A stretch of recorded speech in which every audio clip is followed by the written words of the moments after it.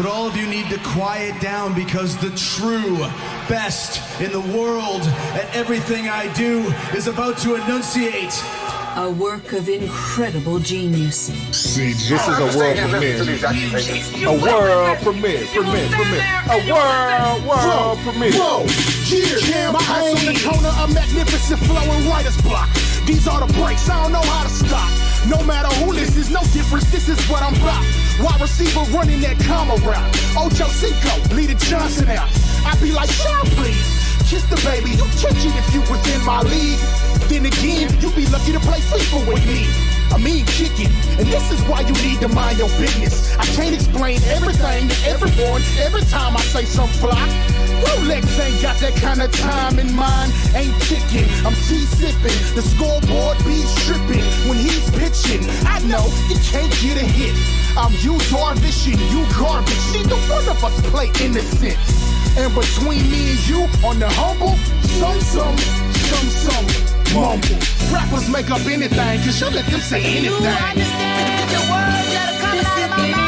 Rappers make up anything, cause you let them say anything. Just a little bit. A little bit on the weekend. Rappers make up anything, cause you let them say anything. Rappers make up anything, cause you let them say anything and let them make it scot-free. Cool for them, not me. I can never be abused as abused. I'm no fool. Yeah, that's why when you try to turn down the volume and shit, hit the mute button. I mean, the volume didn't want to be turned down. Nah, obviously not. Obviously not. Man, that was a fun one, man.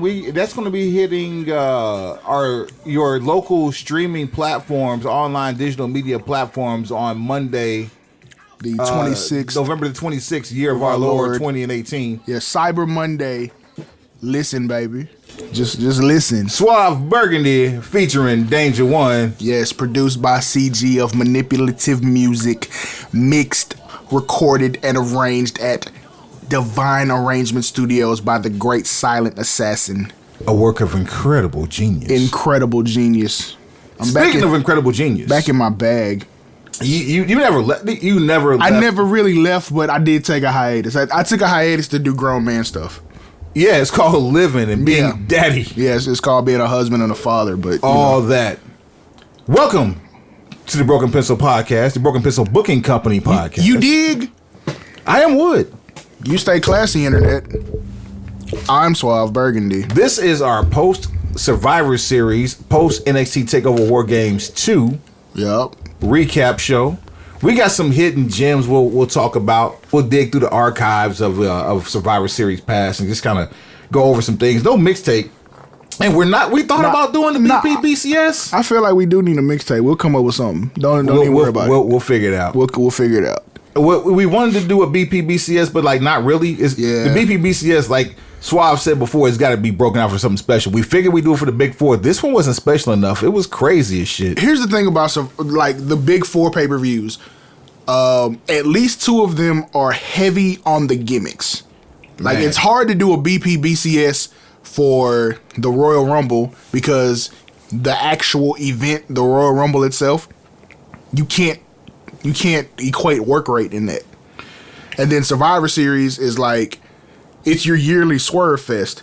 That's what it's become. And since '97, there's been a yearly swerve at every Survivor Series. Damn near. That might be the mixtape. The top 5 swerves. Okay. I mean, hey, that could be it. I was gonna say we do, favorite Survivor Series of all time. We can do that. We'll come up with something. We'll figure it out. We'll figure something out. I will say this: we had 2 major, life-changing, earth-shattering debuts at Survivor Series. Maybe 3 earth-shattering debuts. Yes. You sure? Who was that? First and foremost, The Undertaker. Oh, you mean all time? I thought you meant this past Sunday. No, I'm sorry. I'm sorry. Oh. Not at all, sir. Pardon me. Sunday. Pardon me. What debut did we have on Sunday, sir? The debut of I don't even have anything smart ass to say. There's nothing to say. Yeah, I couldn't even come up with nothing smart ass to say. This was that bad. We had a debut of urine on the fucking manager. Yeah, catheter. Man, let's see. We had Rocky. True. Rocky Maivia debuted 1996. That's Blue Chipper. That's Blue Chip right there. There's gonna be the man right there. There's gonna be the man right there. Yeah, 1996. And then, if I'm not mistaken, 98 didn't Angle debut in 98? Is Survivor Series? Angle was 99. 99. Okay, but Survivor Series nonetheless. Wait. Yeah, it is 99. Either way, Survivor Series. Yeah, Survivor Series 99 was Angle's first match, and then Taz debuted and beat him the Royal Rumble 2000. 2001. 2000. You sure it was 2000? Wait. No, because that's right. Because Taz came over while ECW was still open, because he went back and beat Mike Awesome and took the belt and came on WWE TV with the belt. Ding ding. Yeah.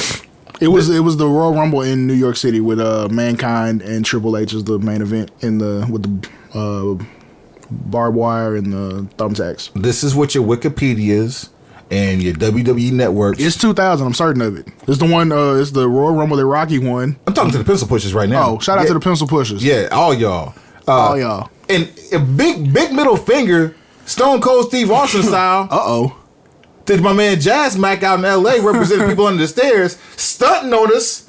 Come on, man. You can't flip him off for that. You got to congratulate him. I'm flipping him off, but I'm smiling when I say it. The man... Tongue in cheek. The man had prime real estate seats for NXT TakeOver War Games 2. Fam, all I'm saying is we could have been invited. Like, it ain't nothing to catch a flight. I don't mind sleeping on the floor. I can go buy an air mattress. That's how I move.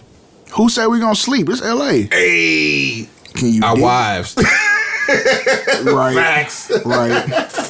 Right. Now, see, my wife ain't gonna fuss at me about not sleeping. She just gonna make sure, hey, did you eat? Are you taking care of yourself? Okay. You feeling okay? Big. If I don't sleep, I mean, you know, whose fault is that? It's mine. Yeah, we have to map out that's our goal for 2019 is to map out some trips to take the Broken Pencil.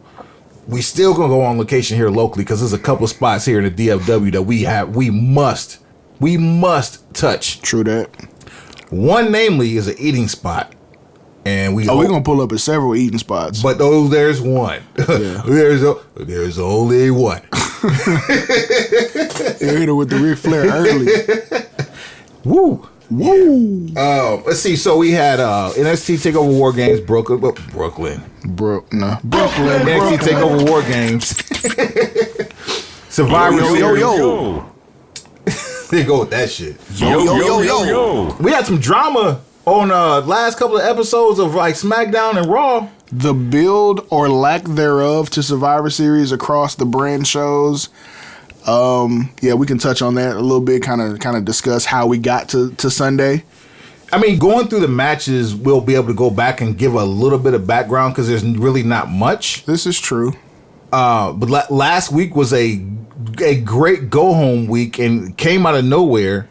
Even though some things we have seen before, just not in this fashion. There was a lot of buzz. Like, in a very short build time, coming off of Crown Jewel, they made you at least halfway interested in Survivor Series. And then Sunday came. And then there was a shit ton of accidental perfection. Yeah. That came out of it. All that said, we'll also may preview or kind of talk about TLC a little bit. That's the next pay-per-view coming up in about 3.5 weeks from now. Yeah, it's going to be a lot of changes between then and now. It's like that pay-per-view was booked, or they booked like 4 matches already, and one of them was already in there. Yeah, so we'll talk about that as much as we possibly can. Right. And or as little as we possibly can. Either way, we'll talk about it. Just know that much. It'll come up. Yeah, and then we also got mixtape. So I thought last episode that we would probably have like this episode today and then one more, but I'm not gonna even count how many more we got left. We're just gonna do them when they feel right. We're just gonna do them when they feel right. Number one, right, we know we got one more pay-per-view for the rest of the year, and I was just telling my man Suave, we've got over an hour and a half, close to 2 hours of outtakes that deserve to hear some shine. And they will definitely get heard in some type of mixed format before the year's end, even if it is on December 31st, year of our Lord 2018. Bonus cuts. Bonus cuts by the Broken Pencil Booking Company. Broken Pencil bonus cuts. Or do we call that scrap paper? Wow, pencil shavings. Shavings. I like the shavings. Pencil shavings. Yeah, that's hot. Yeah, I went to school. You dig. I went to school. You old electronic pencil sharpener face having that. No, I'm from the mechanical pencil. The one on the era. wall that never worked. Oh, bruh. You had a wastebasket under it to catch the shavings because someone always stole the cover. Those were the early elementary days, and then I got onto the mechanical pencils and never looked back. All right, so tell me what we hitting first, and we can bring it. And I know, never mind. NXT Takeover War Games. That's something. Yeah, let's start with the good stuff. Man, NXT Takeover War Games, 2018. Year of our Lord. It's Takeover. Oh, War Games 2 actually. So the whole joint started off. How did it start? And I was waiting to check Wikipedia for this because I was too lazy to go back and dig through the network because it was like literally a needle in a haystack. We were treated. The card only had 4 matches on it. Word. We were treated to an opener, a curtain jerker, if you will. ECW style, like a unadvertised, Completely unadvertised, unscripted. Get a referee out here. Let's do this. Impromptu carryover from the kickoff show. From the kickoff show. The King of Bros. Bro, you's a bro. Bro. You's a bro. I say that you's a bro. You's a bro. Hey, somebody owe us for that. Somebody gonna have to drop out. Ahem. Luda. Yo, so Matt Riddle versus Cassius Ohno in a knockout match. And it was not even a gimmick knockout match. It was just one was gonna knock the other one out. You gotta play that Nadov Cassius Ohno. Oh no! He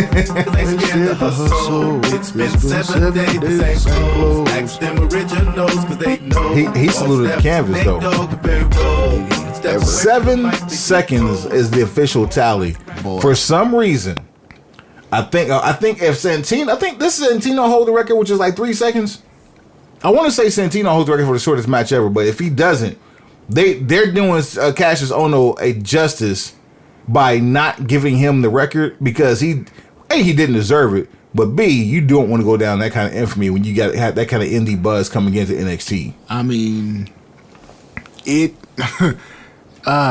was rough. It was rough. He took one for the team.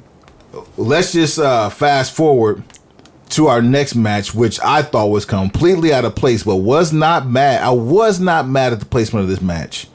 And I kind of feel like I don't know if somebody may have been injured and they were like playing off of an injury during this match because for a best 2 out of 3 falls match to only last 11 minutes.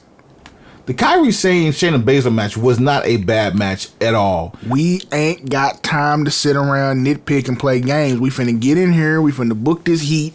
We finna get some falls and we finna go home. The irony of what I'm about to say has to do with the late great American Dream, Dusty Rhodes.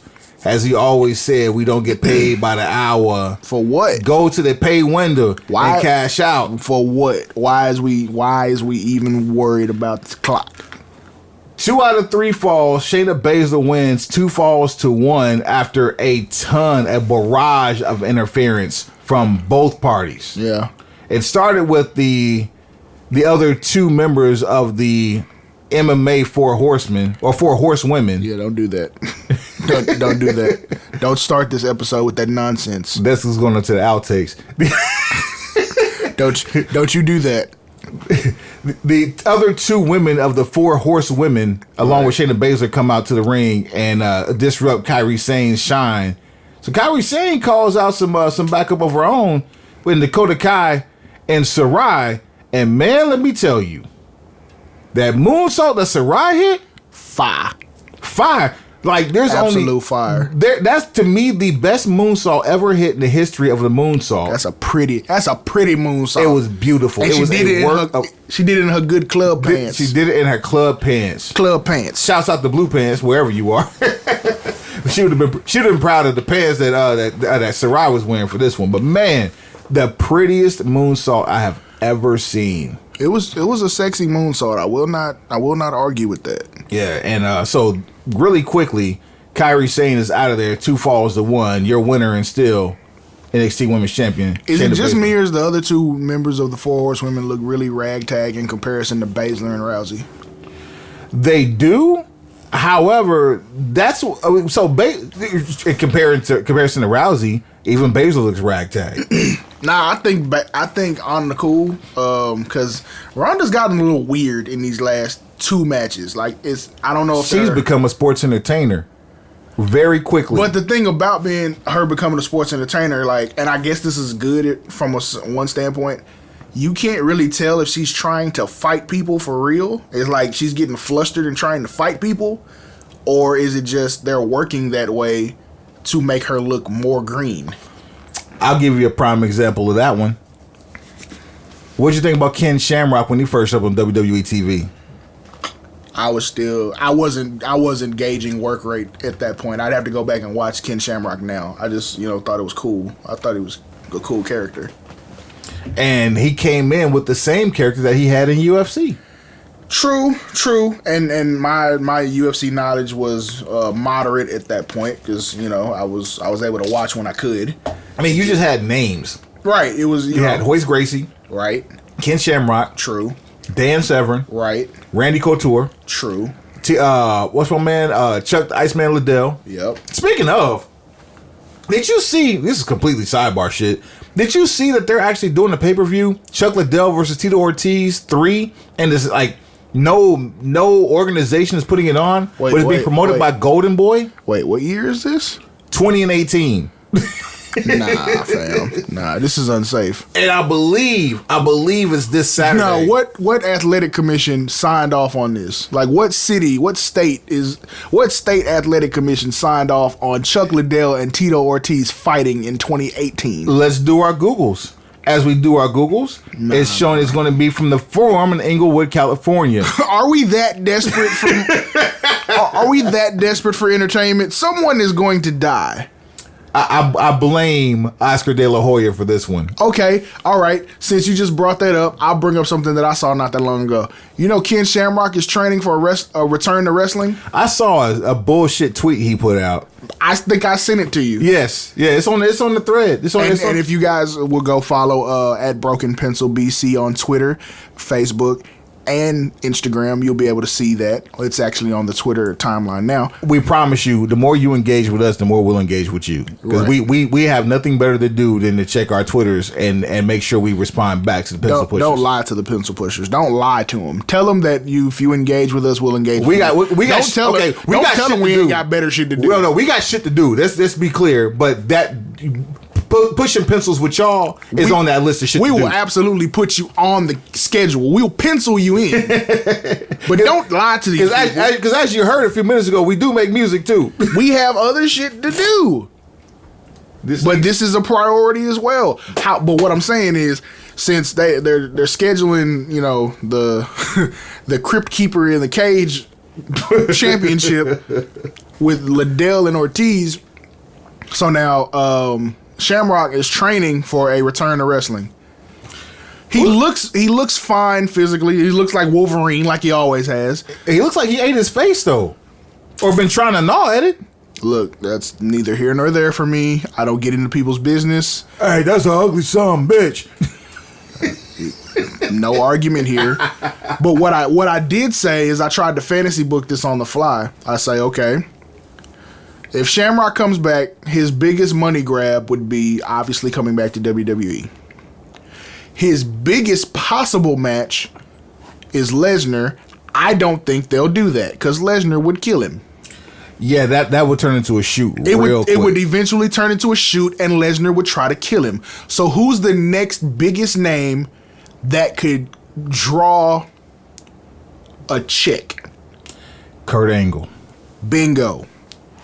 Angle, Shamrock, WrestleMania. Did they ever lock horns in the E? I don't know. If they did, it would have had to been on a random episode of Raw.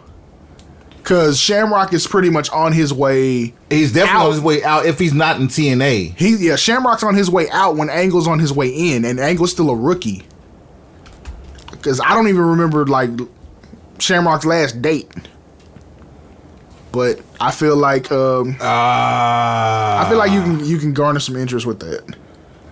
So there's real life heat here and a built-in storyline for Angle Shamrock. Yes, turn up. The obvious reason His sister? No.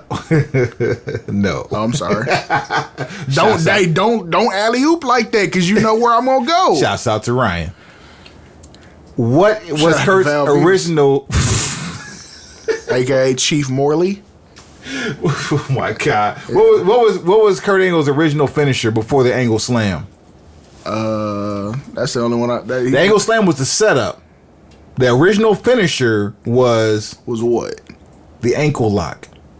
Nah, I thought he started doing the ankle lock after.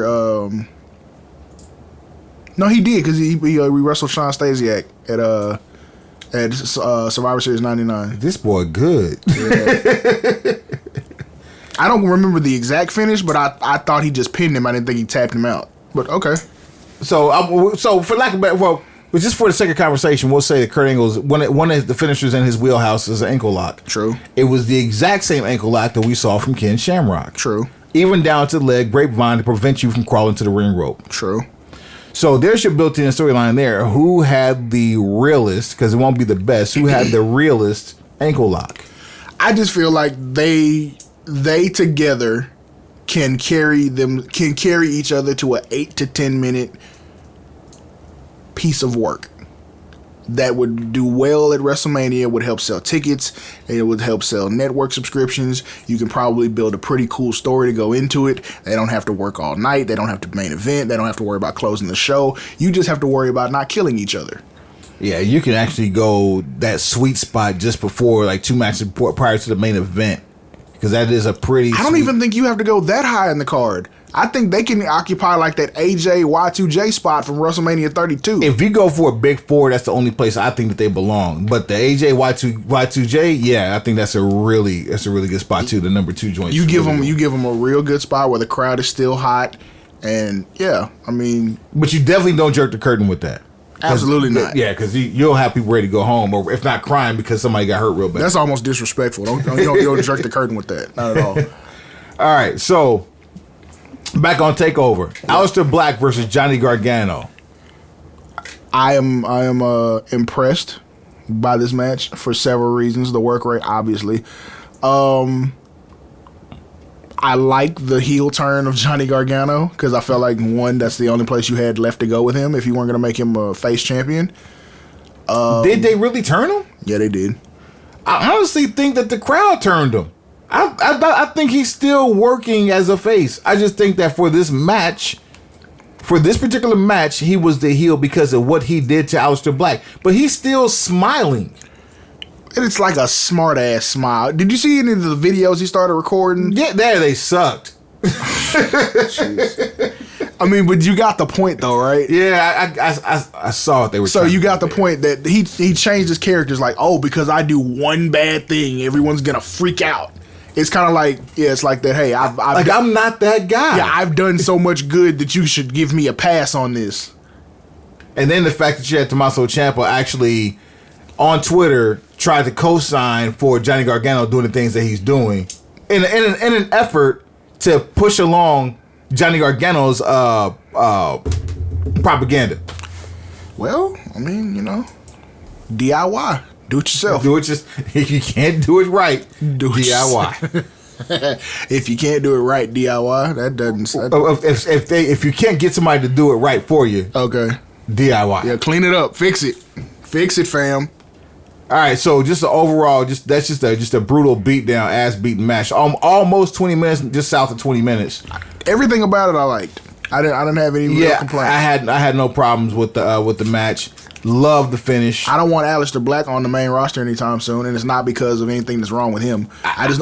I'm tired, and we keep saying this every episode. I am tired of NXT superstars being called up to the main roster with no story, no plans, just a debut.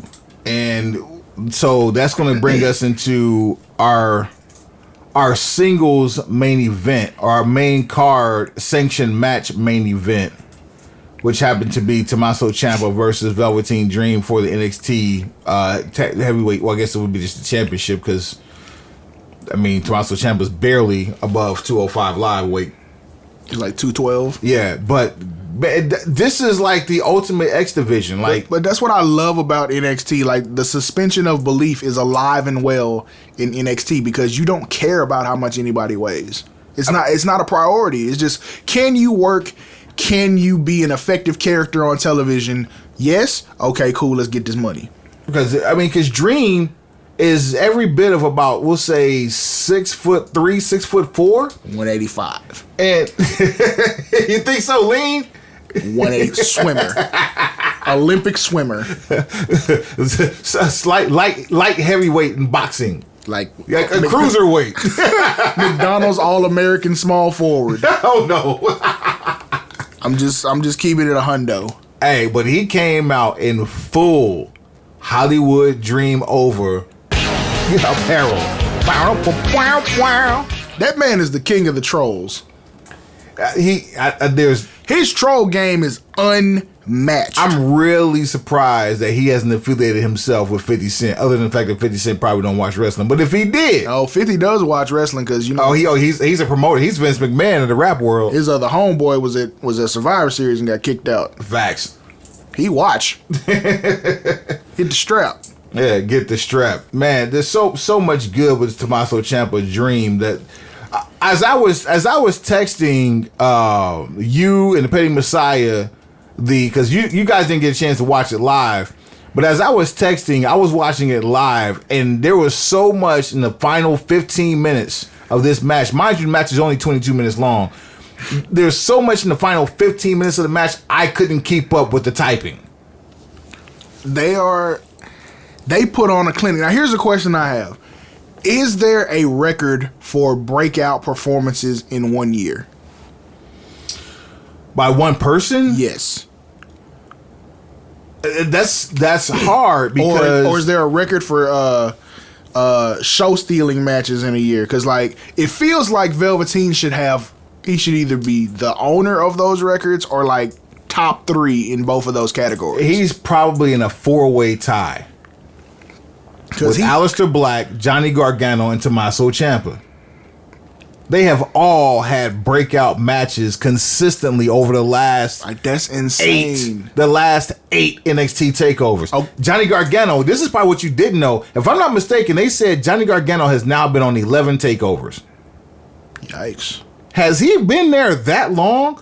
Because, mind you, for the most part, we might watch NXT. That's at least 3 years, so yeah, he's been there that long. We might watch NXT, just NXT TV, probably for like 3 or 4 consecutive weeks following a takeover. Then we kind of fall off, right? And that's usually like great TV. And they never put on a bad episode. It's the fact that they tape 3-4 weeks of TV at the takeover, and then I'd be like, nah, I don't want to see that.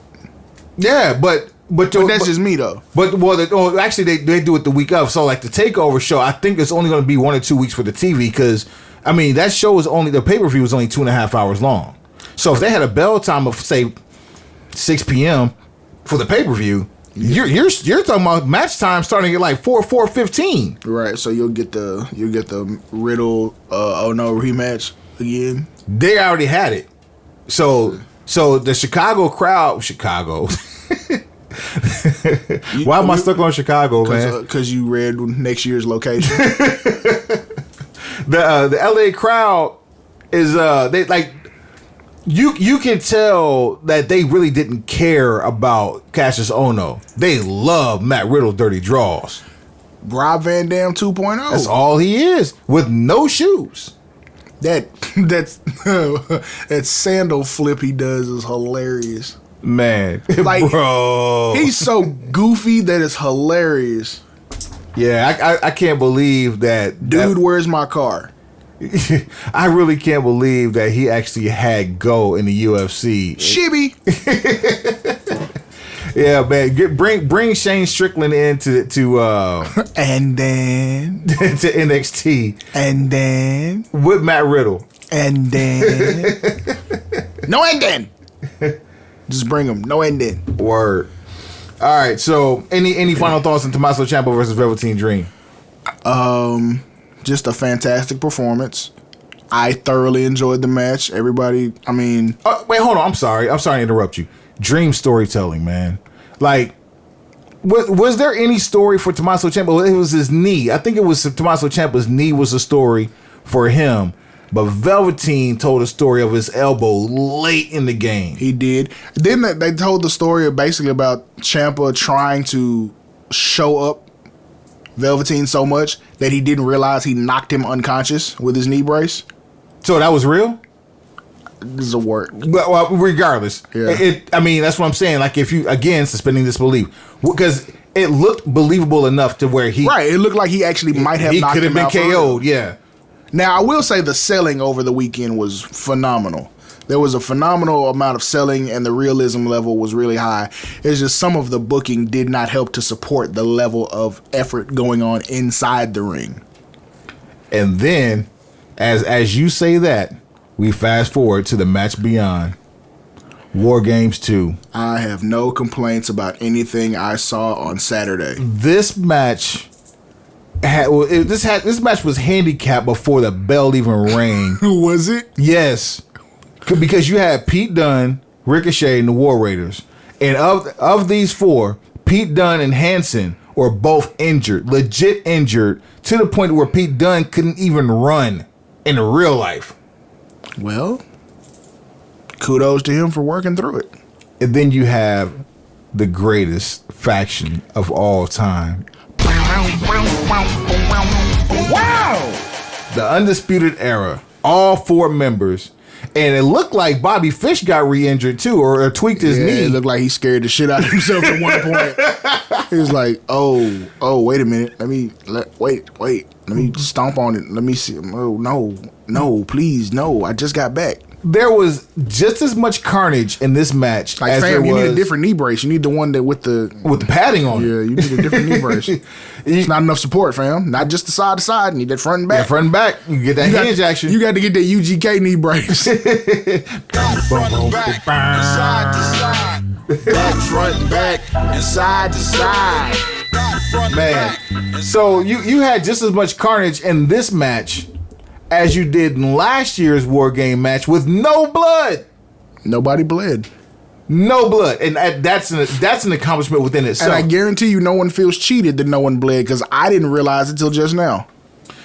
You had Ricochet with a 720 off the top of the damn cage. Shouts out to Mark Henry. Shouts out to Busted Open. Mark Henry said that Ricochet's still flipping. Bruh. What comes after 720? Because I'm sure he could do that too. Add another 360. Yeah, do the math. 1080. 1080. 1080p. You think you can do 1080p? Oh my God! Yeah. We got the high definition flip. WrestleMania weekend.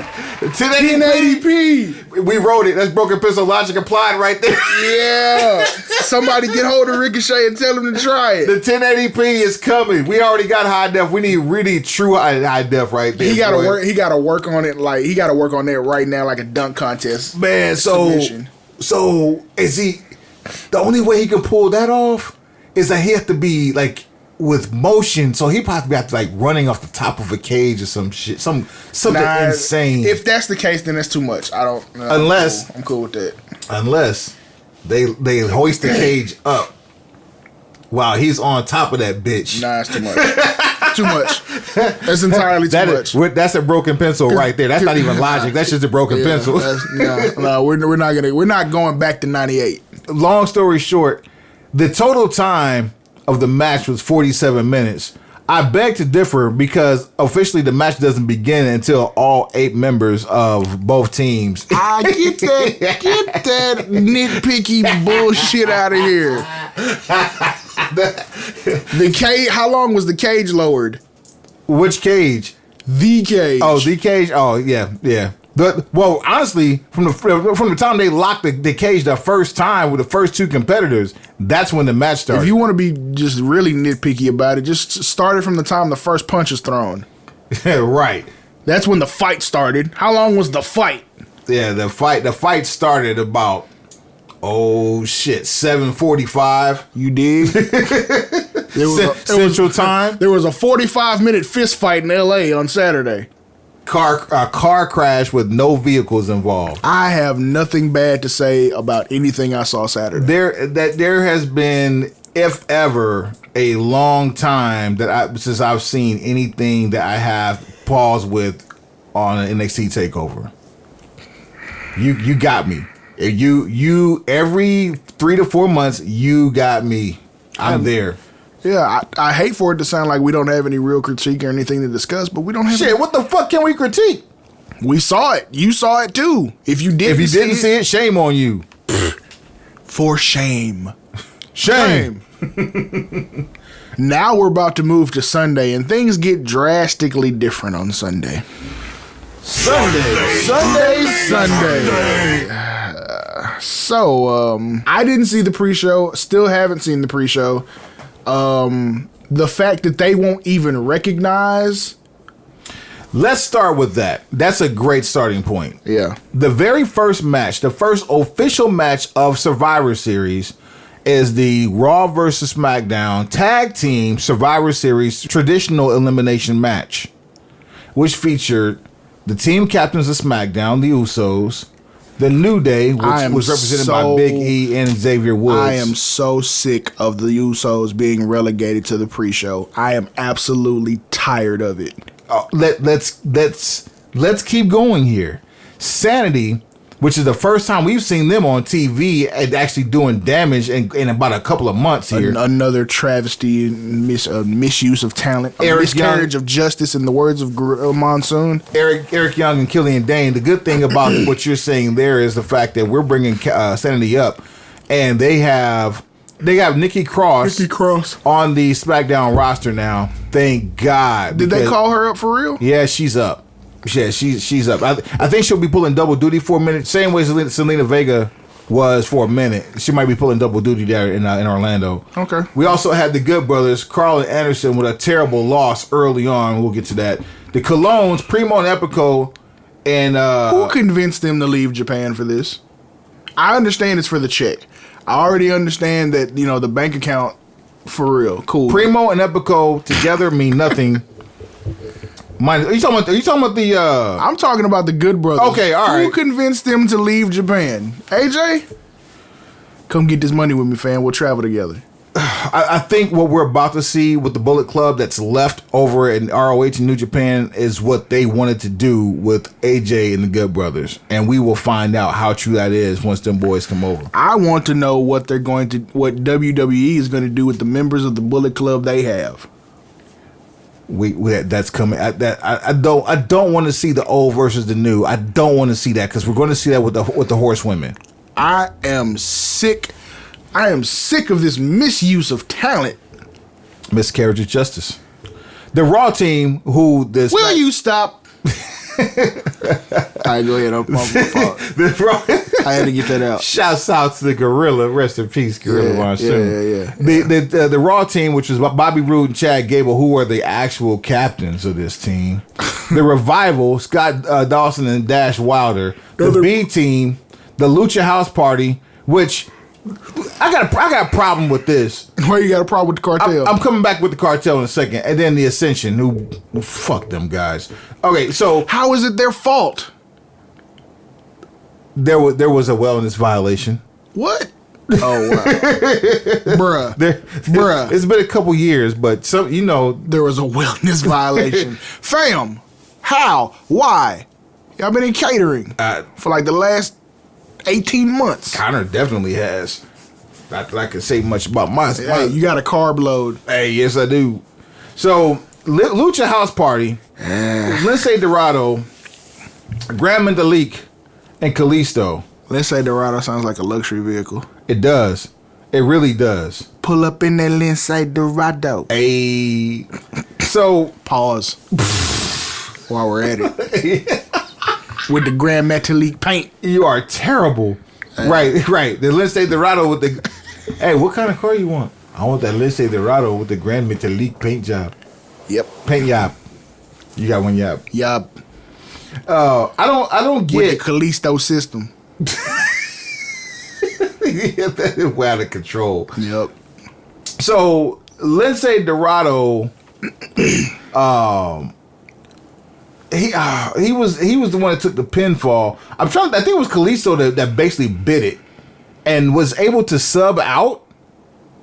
Yeah, so there's this new, like, basically they're giving them Lucha Libre style rules, and they're letting all three of them wrestle in tag matches. So they're taking the Freebird rule to a completely different level. They can sub and switch out as the match is going on after the bell rings. Fuck that. So you need to get the New Day mask? Or you need to get a third Uso? Is Rikishi in the back? He was there Sunday. Can he come out and join in? First of all, I'm not who you're angry at. You're right. Second of all, this would actually work very well if they would give those rules to the New Day for a match with the Lucha House Party. I just think they're trying to get the Lucha House Party over. And I don't think they have a clear direction as to how they do that. So by giving them, AAA's rule set for when they wrestle, it's like, bruh, I felt like it was a flashback to '97 when you would get Lucha Libre matches on WWF pay-per-views. It's like you would just let them do whatever, and then the audience is just like, oh, we don't know what's going on here because we don't watch this kind of stuff. So check out this stat. This match was the second longest match of the night. Why? And did not even make the main card. You know what I'm saying? Like, why? Sadly, this match was actually one of the better matches of the night. Of course it was, because the Usos and the New Day were involved. Let's talk about the SmackDown roster on this particular match. The Usos, the New Day, Sanity, the Good Brothers, and the Colognes. Holding court on the outside, we have Kofi Kingston and Alexander Wolf. Those two alone, as a random makeshift tag team, can beat the brakes off of anybody on Team Raw. Bobby Roode, Chad Gable, the Dash and Wilder. Dash Wilder and Scott Dawson. I don't want to throw the Revival under the bus like that because they're just poorly handled. Poorly handled, but they get included. The same way with Ascension. I think they're poorly handled as well, which is why I say fuck those guys. Oh, they're the poster childs for poorly handled. It's not their fault, but look at them. The B team, Bo Dallas, Curtis Axel. Did I do that? Lucha House Party. Like, come on. How the fuck did the Raw? God, do you feel it in your chest? The only match that SmackDown won was this one, and rightfully so. And I'll let you get to the but. Okay. Pause. And pause. They didn't even count this on the scoreboard. I was gonna say it doesn't count, and I'm like, how is that the case? You advertised it. It's Raw versus SmackDown. It's at Survivor Series. It's just maybe 15-20 minutes before the actual pay-per-view starts, air quotes, but it doesn't count. For what reason? And that's the part that makes me sick. There's no reason not to count it. 6-1 is just as bad as 6-0. So you're saying the tag team division just doesn't count on either brand? The Usos and their backstage vignette with all the teams back there made this match more important than almost any match on the SmackDown side. I am sick of the levels of disrespect for the Usos. I want someone drawn and quartered.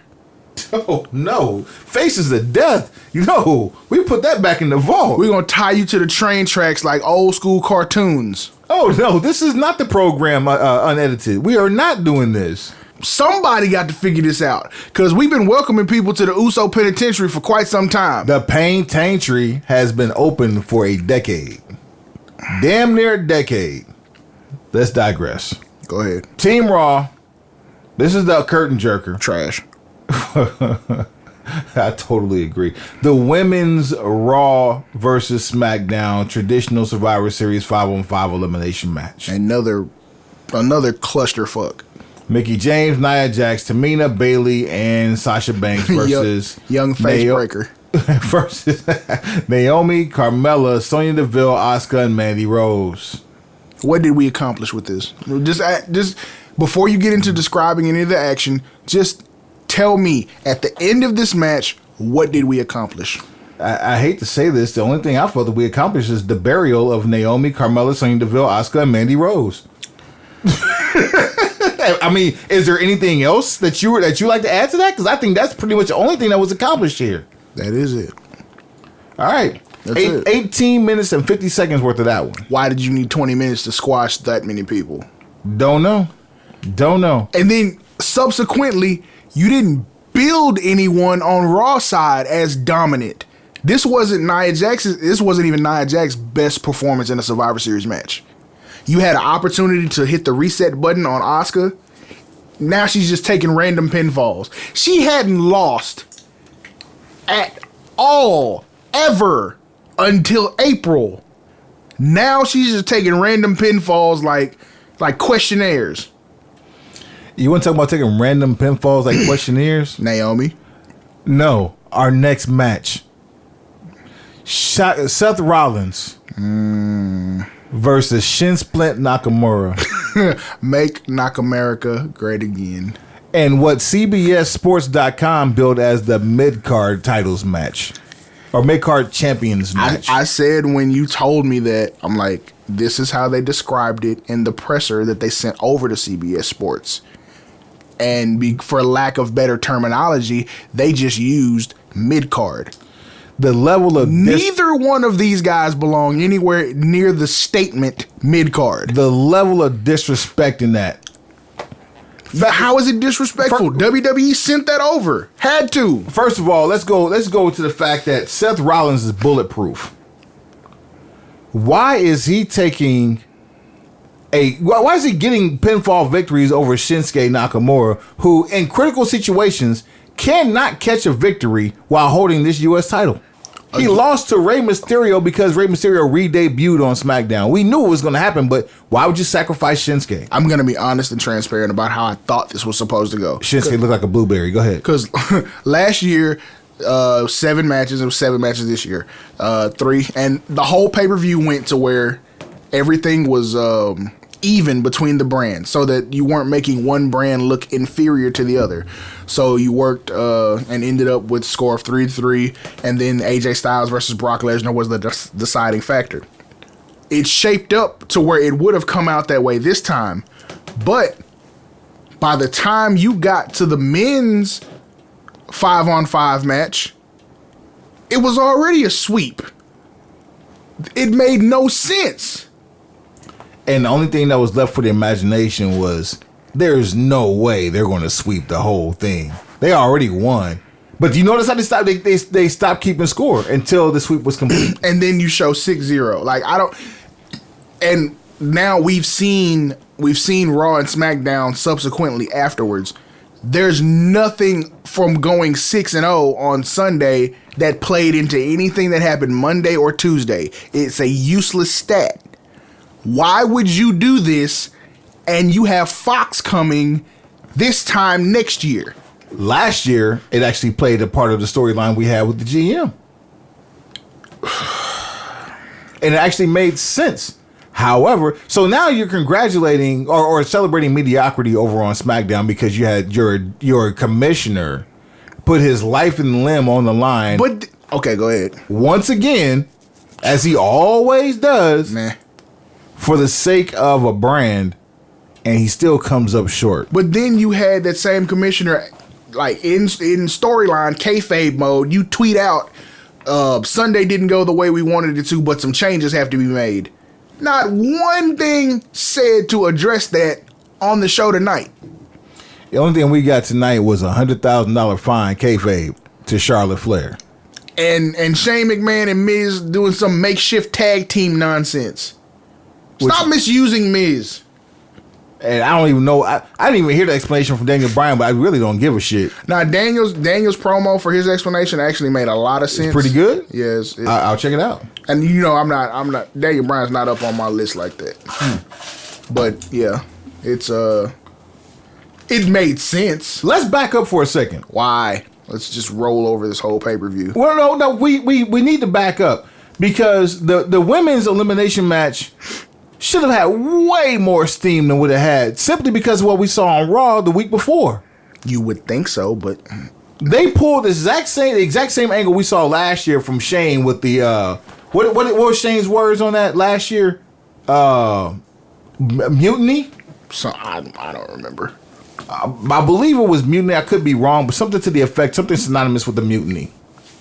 and that's when our beloved SmackDown Women's Champion, Stone Cold Becky Lynch, came out to the ring with all the swagger and her now whack ass music, the same music she's had for the last 3-4 years, but now it's whack because of her character.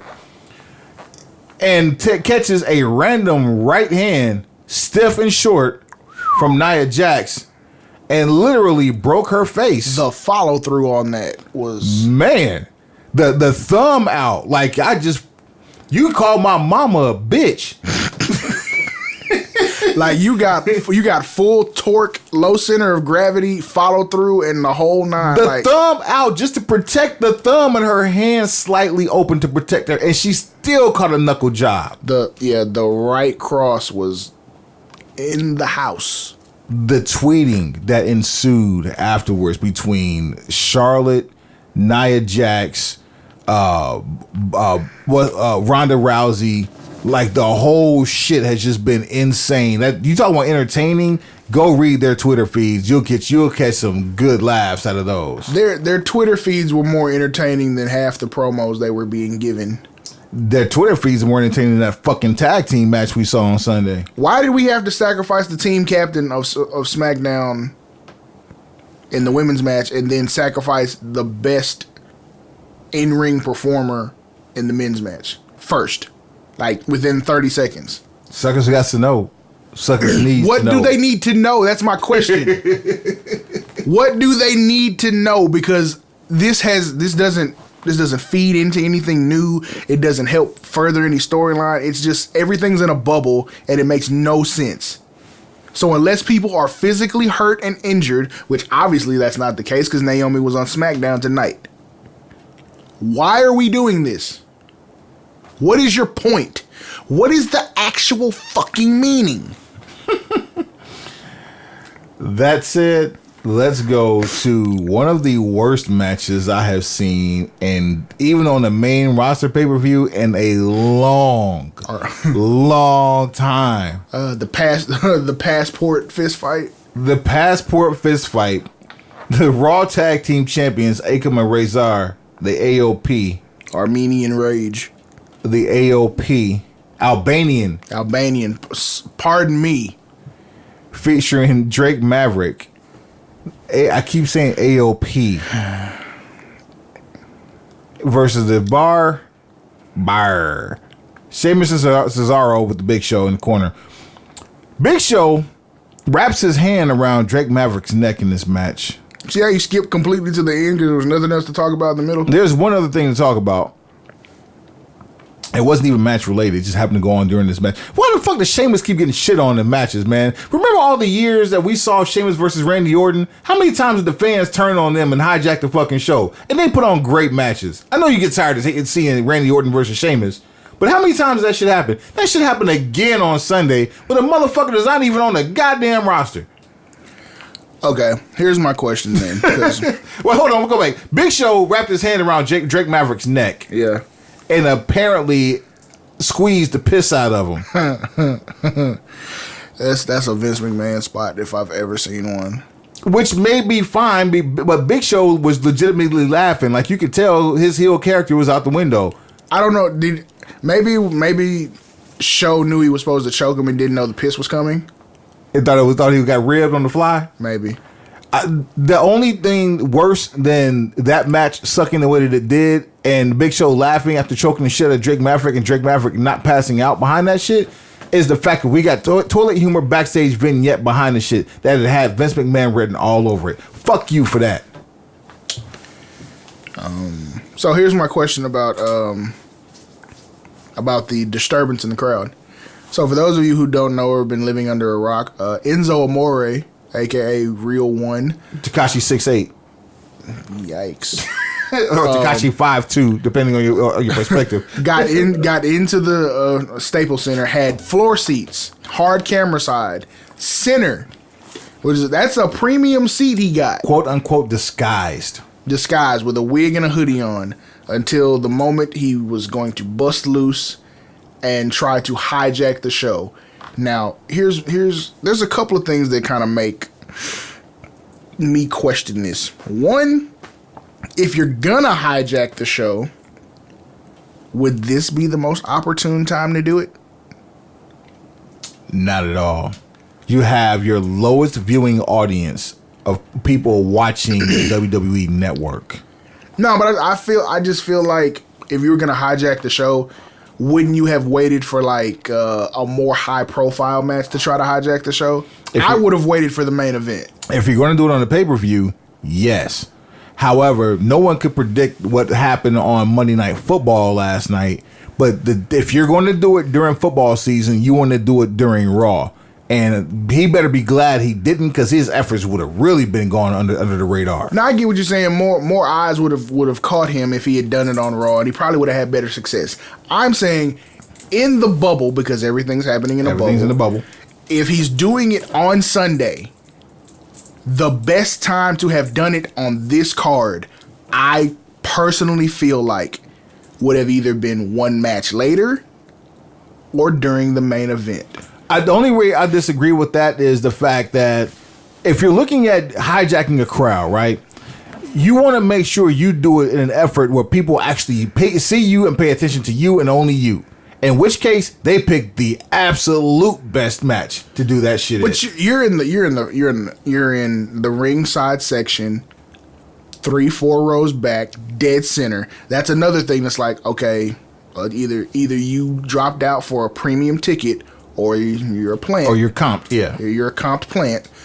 But to me, and this is me using broken pencil logic, wouldn't it have made more sense to try to hijack the cruiserweight match? Ooh. Like I said, one match later.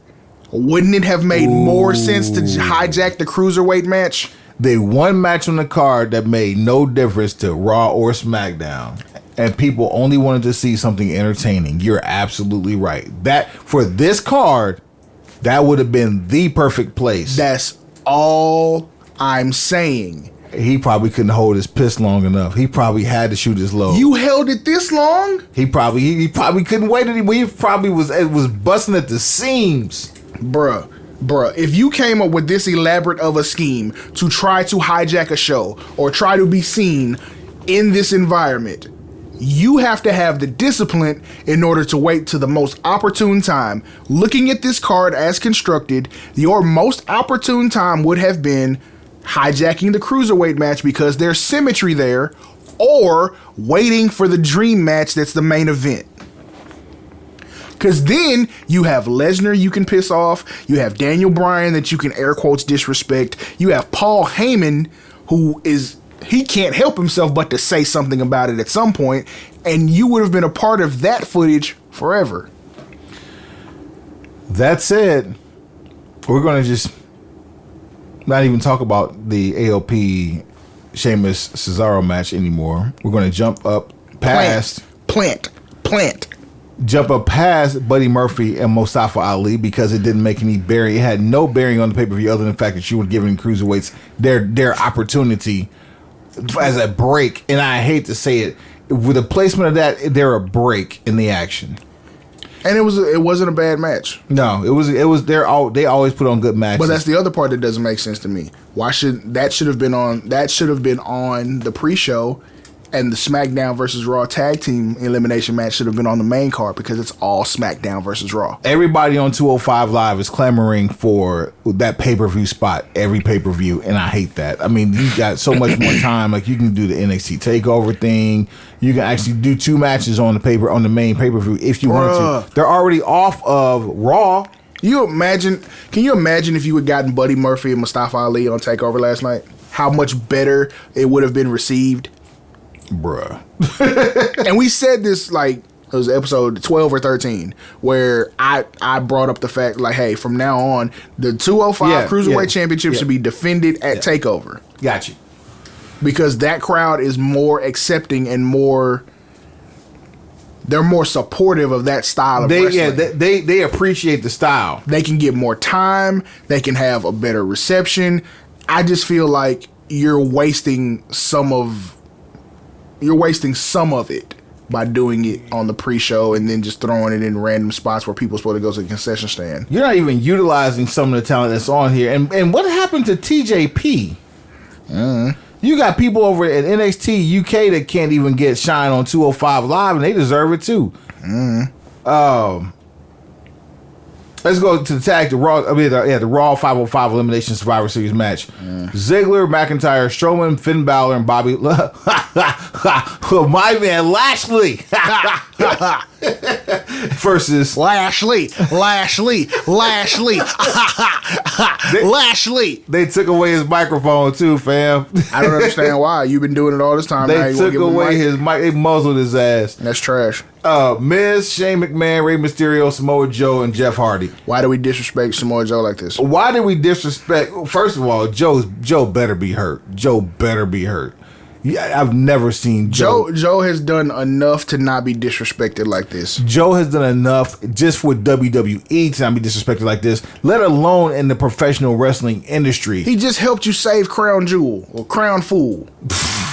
Kicked in the jewels. Because when Daniel Bryan pulled a Kaepernick, which he did, Joe stepped in, said, I'll go.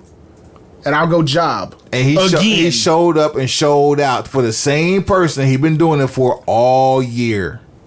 They couldn't even do a DQ finish. They let him take another clean pin. Turn around, ends up on Team SmackDown, and is the first person eliminated. In a very short way. Very, very short. I understand you doing stuff to get over Drew McIntyre, but good God. Let's keep going here. The fact that Raw still had 3 people standing when the match was over. Which one of them were you gonna beat? You tell me. McIntyre, Strowman, and my man Lashley. You look at the team assembled on SmackDown.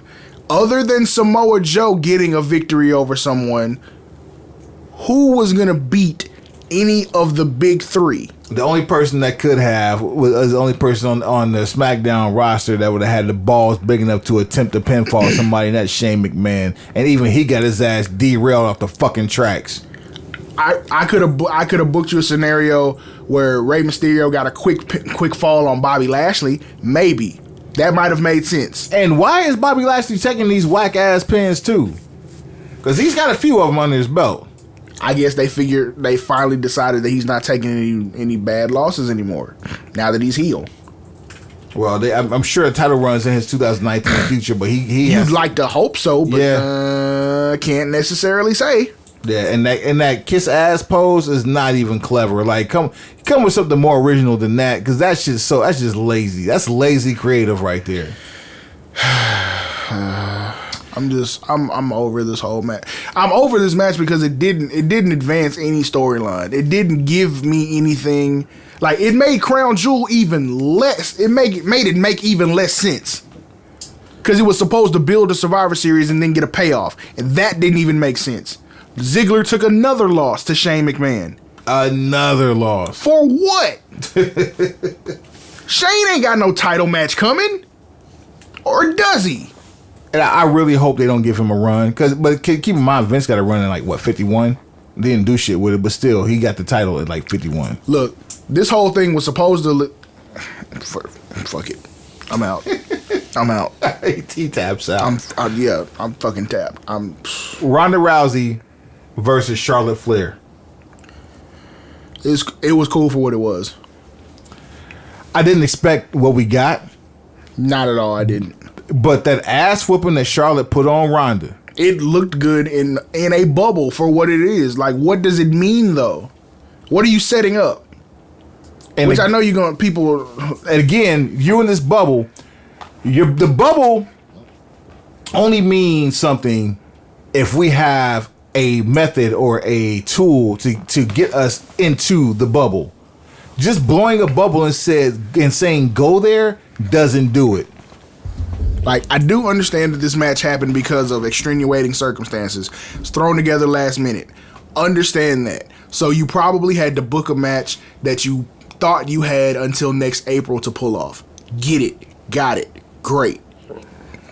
For what it was cool. Fine. What now? We can't get Charlotte and Ronda at TLC. Nah, you weren't gonna get that anyway. The next time they could possibly even sniff each other is going to be at the Royal Rumble, but you're not going to have that because Ronda's probably going to be busy defending the belt if she even has the belt by Royal Rumble. You know what? I mean, it's cool not to know what. So I'm not gonna argue that I want to know what's gonna happen all the time. It's cool sometimes to not know what direction they're going in, so you can actually feel surprised when something happens. The issue I have is that some of this stuff just looks like they're spitballing. I don't give it as much grief with Ronda and Charlotte because this wasn't expected. But the pay-per-view itself felt like it just got spitballed. Well, that could be held no more evident than your main event. Brock Lesnar versus Daniel Bryan. This was better. This was better than I imagined. But it was still spitball. It was way better. Yeah. It was way better. Lesnar sold a lot. Daniel Bryan took some suplexes. That's the bigger story. I thought he had gone on to the upper room. Like I ain't gonna front with you.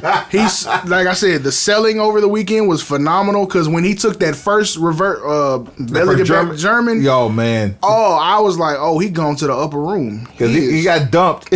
Somebody need to call his wife. And if he didn't get dumped, the hair sure made it look like he got dumped. I mean, like he took that one, and I thought it was Good Night Irene. And the whole thing with this one was a random Paul Heyman promo during the AJ Styles promo where Paul Heyman dropped a couple of Easter eggs, not even spoilers, just a couple of Easter eggs. Daniel Bryan comes out to the ring, says, "Don't say my name, fam. I got some shit for you if you do," and commits to beating AJ's ass for bigging him up. But then, what really got me upset about this whole Daniel Bryan angle, not the fact that he beat AJ, because I think it was time. It was time. Whether you want Tim to beat Punk's record or not, it was time. You took away the one thing keeping Shinsuke Nakamura relevant and gave it to his fucking rival on the same damn roster. A kick to the nuts. So for 4 months, Shinsuke couldn't get a title change with a nut shot. But Daniel Bryan gets it on the first try. He comes back to the ring after being gone for almost 3 years. And then pins him after a rocket knee. Man, an errant rocket knee. 1, 2, 3. And so we get a few knees. I'm done thinking about how Shinsuke's been disrespected. That's just... We get a few knees from Daniel Bryan on Brock Lesnar. Brock took some pain. And his petty Messiah refers to it the Negan stomp. The Negan stomp was in full effect. The same Negan stomp he gave to AJ Styles post match on SmackDown last Tuesday, he gave to Brock Lesnar mid match on Sunday. I mean, I liked the match. I liked it for what it was. It entertained me. The ending was. I felt like DB probably deserved another F5 or 2. To end the match, just to end it off one scene. Because it took how many for Strowman? 4. And so you give 2. Was it 2 to Bryan? I think he got hit with 2. He may have gotten hit with 2. It made everything anticlimactic. Like if Bryan had kicked out one more time and then took another F5, or kicked out one more time and laughed after he kicked out, because that Joker smile is really doing it for him right now. If he would have done that and kicked out and laughed, he'd have been all right. I think he'd have been damn near bulletproof in his damn self. 18 minutes and 50 seconds was the time on this match here. And even though we were surprised by the output of both Daniel Bryan and Brock Lesnar, because this is probably Brock's longest match in his time back with WWE, maybe since, if not his longest, last year against AJ may have been his longest, but this is definitely up there because his matches haven't been long at all. How long was the WrestleMania 34 match with Reigns?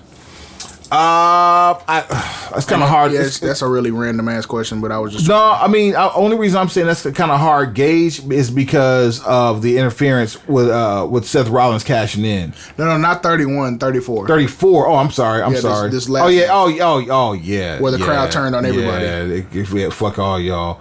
Yeah. I feel like that might be somewhere in the mix for his 15:55. Okay. Now, I am interested to see AJ versus Brock from last year.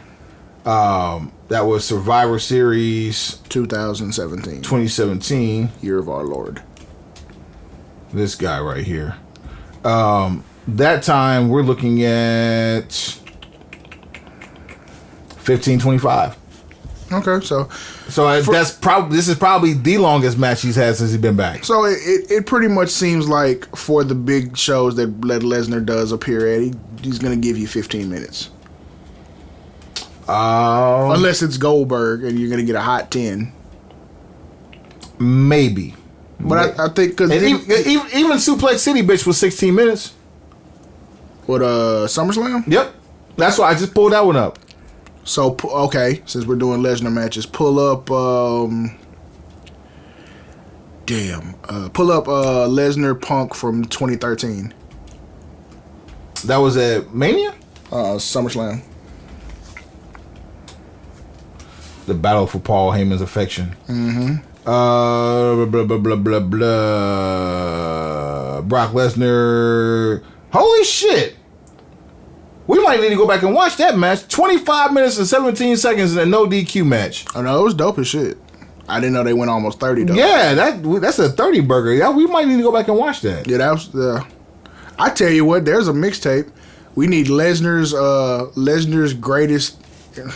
best matches since coming back in 2012.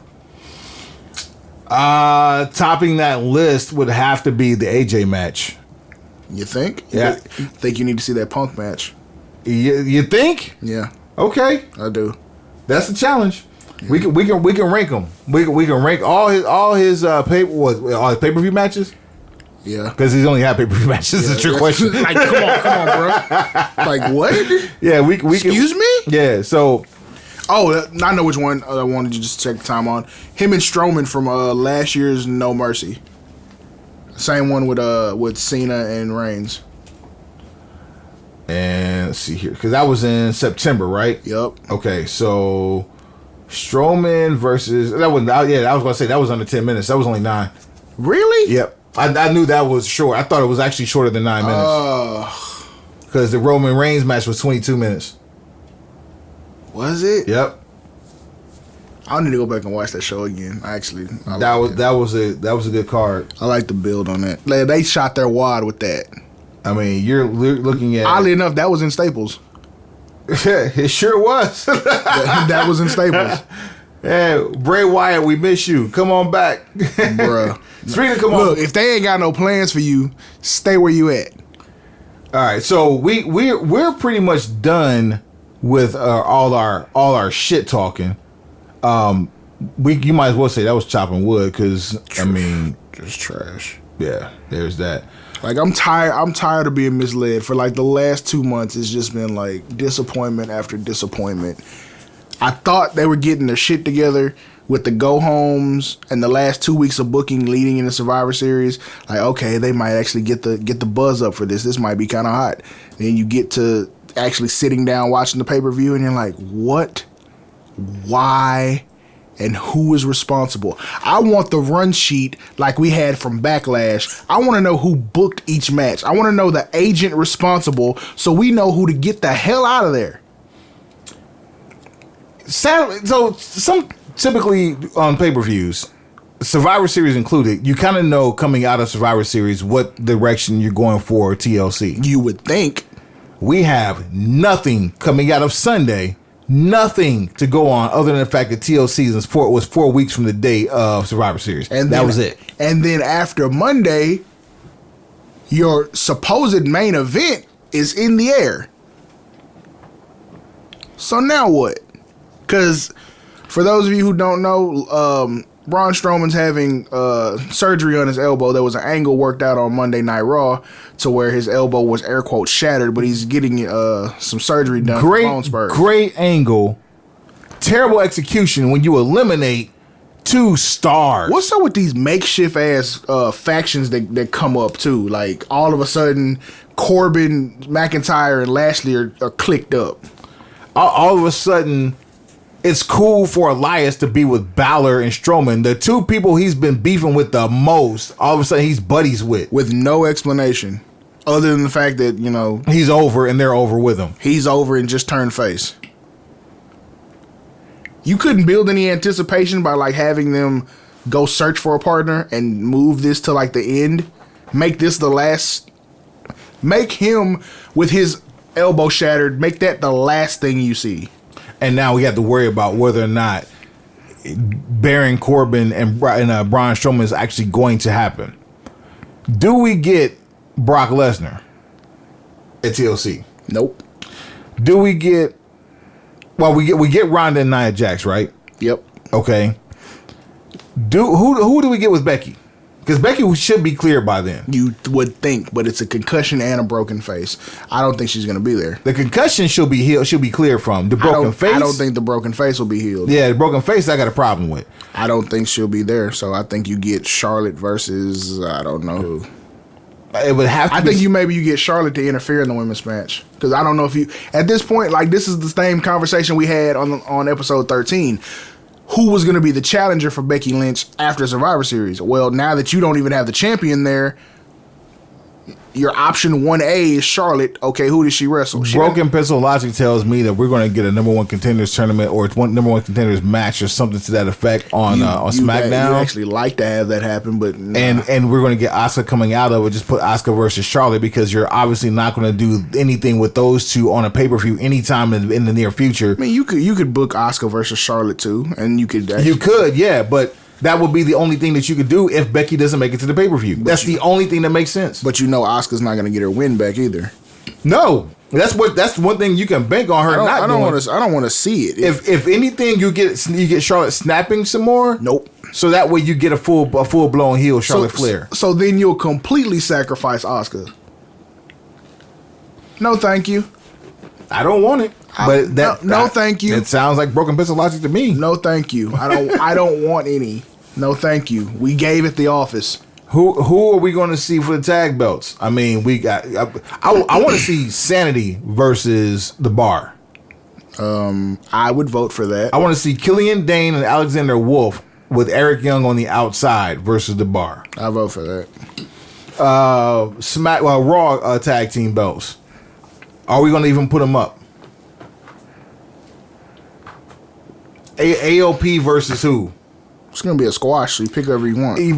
First of all, you just relegated yourself to pre-show just from having the whole P incident, and you have absolutely nobody who's a squad, who's a team. Because even though you've had Wilder and Dawson to go against AOP and actually win in NXT.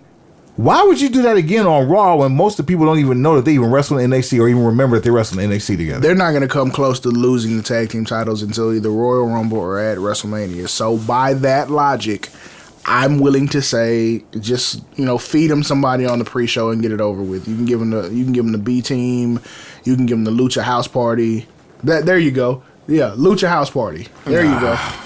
They can wrestle 3-on-2 and still get their ass kicked. Definitely pre-show. Rollins versus Ambrose. Well, this is probably the cheapest build I've seen for anything. You got 4 weeks to get here. I want them to stop mentioning Roman Reigns every time. Just stop it. Let him live. Be off TV. Let that man live. Same thing with Braun Strowman. Quit our rules. I swear. They better not show more than one vignette with Braun Strowman next week, because they'll milk that cow the same way they milked the Romans issue. Like, I just let it go. Like, stop using him as the crutch for this storyline, because people are emotionally sensitive.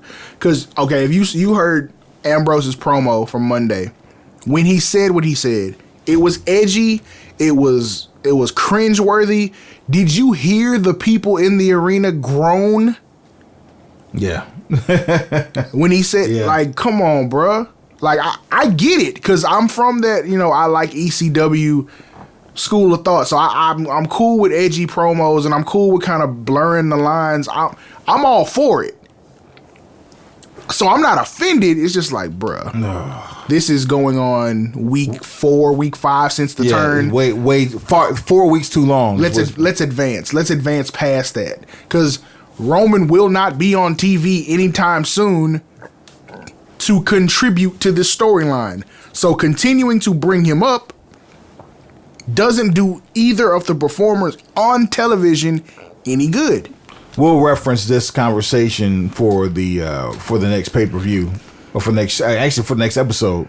Finally, though, Daniel Bryan. Do we think we get Daniel Bryan versus AJ too? And if so, what kind of match will it be? Because there's going to be a gimmick involved. The actual TLC match, if it goes as scheduled, is Strowman and Corbin. So I'm willing to say, I don't think you give them a ladder match. You could, but ladder match for the belt doesn't seem like a bad idea. It doesn't, but I just don't think. The safe bet to me sounds like a tables match. Maybe tables or like a chairs match or something like that. I would probably say tables match would be the one, because all it takes is somebody to go through the table for the match to be over. So AJ can end up going through a table, not get pinned, so he doesn't lose any heat. Daniel Bryan could legit go through the table and then come back or something and pose AJ, ref bump, of course, pose AJ, and then he gets out of the way. The chicken shit heel way to win.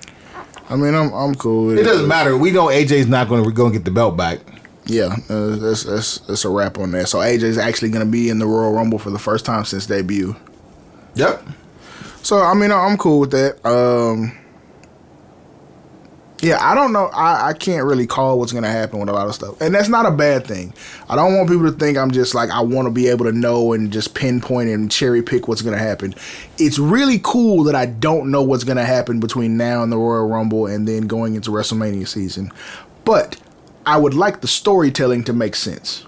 Yeah, we got to get somewhere to be able to entertain conversation, because right now we have nothing. We're pure speculation, and that's it. That's part of our job, but that's not what we're here for. Well, it is, but not really. At any rate, BrokenpencilBC on all things social. BrokenpencilBC at gmail.com. Hashtags you can't write this. Right. Folk Life Shouty. Yep. With the shit. Yeah. Mark my words. And that's it for right now. Broken Pencil Logic. Thought you let off with that one. Broken Pencil Logic with the shit. Mark my words. You can't write this. Folk Life Shouty. Yeah, that's the 5 commandments. Say your prayers, believe in yourself. And OVA. So yeah, we'll be right back. We got a quick break and come back with maybe a mixtape. Straight like that.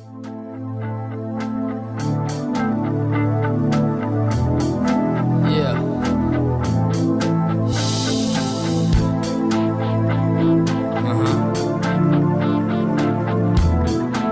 Let's do this.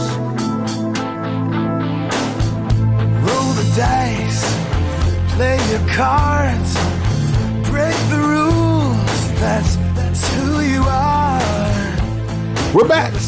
I am Wood. You stay classy, Internet. I'm Suave Burgundy. And just like that, we came up with a mixtape. Just like that. We're going to both do in no particular order, our top 5 Survivor Series pay-per-views to watch. Right. So you can execute this over the holiday weekend on the WWE Network.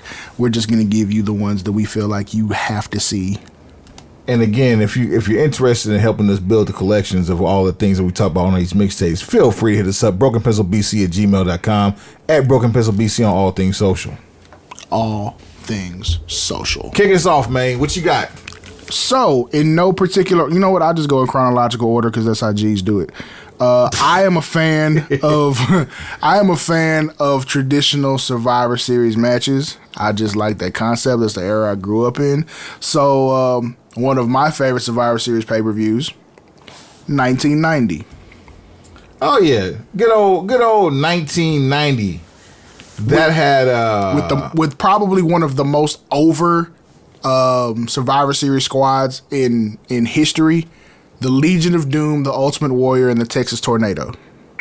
Yeah, that was a pretty pretty over group right there. As a really over group, and they ended up taking on the Perfect Team, which was all three members of Demolition, Crush, Axe, and Smash, with team captain Mr. Perfect Kurt Hennig. Man, I'm looking at these dark matches on some of these pay-per-view cards. The one for this one here, because first off, let's back up.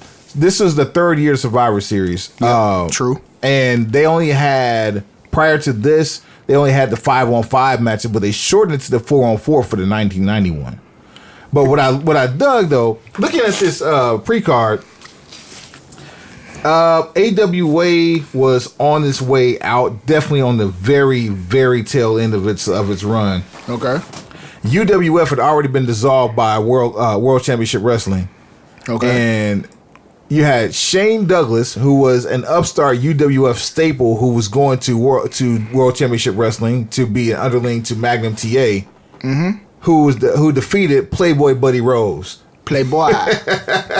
How you love that Playboy? If you can find that on the WWE Network, probably on the Hidden Gems, that's that would be one just to laugh at. I mean, I don't even know how long the match was, but the card itself is phenomenal. Nothing but teams.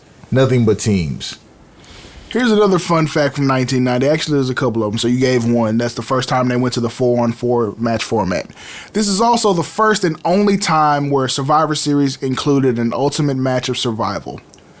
So at the end of the night, they took all of the winners, heels and faces, and put them on opposite sides. It ended up being like, I think Ted DiBiase's entire team. Yep. Versus Tito Santana, the Ultimate Warrior, and Hulk Hogan. That's it. That's it. So the Ultimate Survivors match. The Ultimate Match of Survival. That's the only time they did that. So it only happened once. That's the pay-per-view they did it on. This is also the debut of the Gobbledygooker.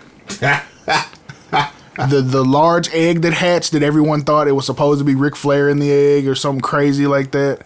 And it ended up being... a turkey coming out of a turkey-sized egg. Yes, it ended up being a Guerrero dressed as a turkey. Also, this is the debut of The Undertaker. And he was part of the $1 Million Team. Yes. Being managed by Brother Love. Yes. And if I'm not mistaken, wasn't he like an offering of Brother Love's to Ted DiBiase?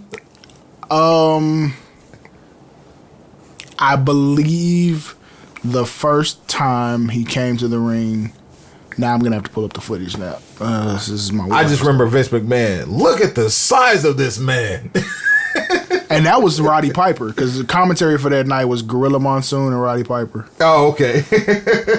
Yeah, but that's when Piper was doing commentary. But yes, 1990 is a one near and dear to my heart that I can always go back and watch because it's a nostalgia thing. And I was wrong. That was actually the fourth. 87 was one that would by default make that one number 4. So my bad on that. I want to start with. I'm not going in chronological order because that's what G's do. Right.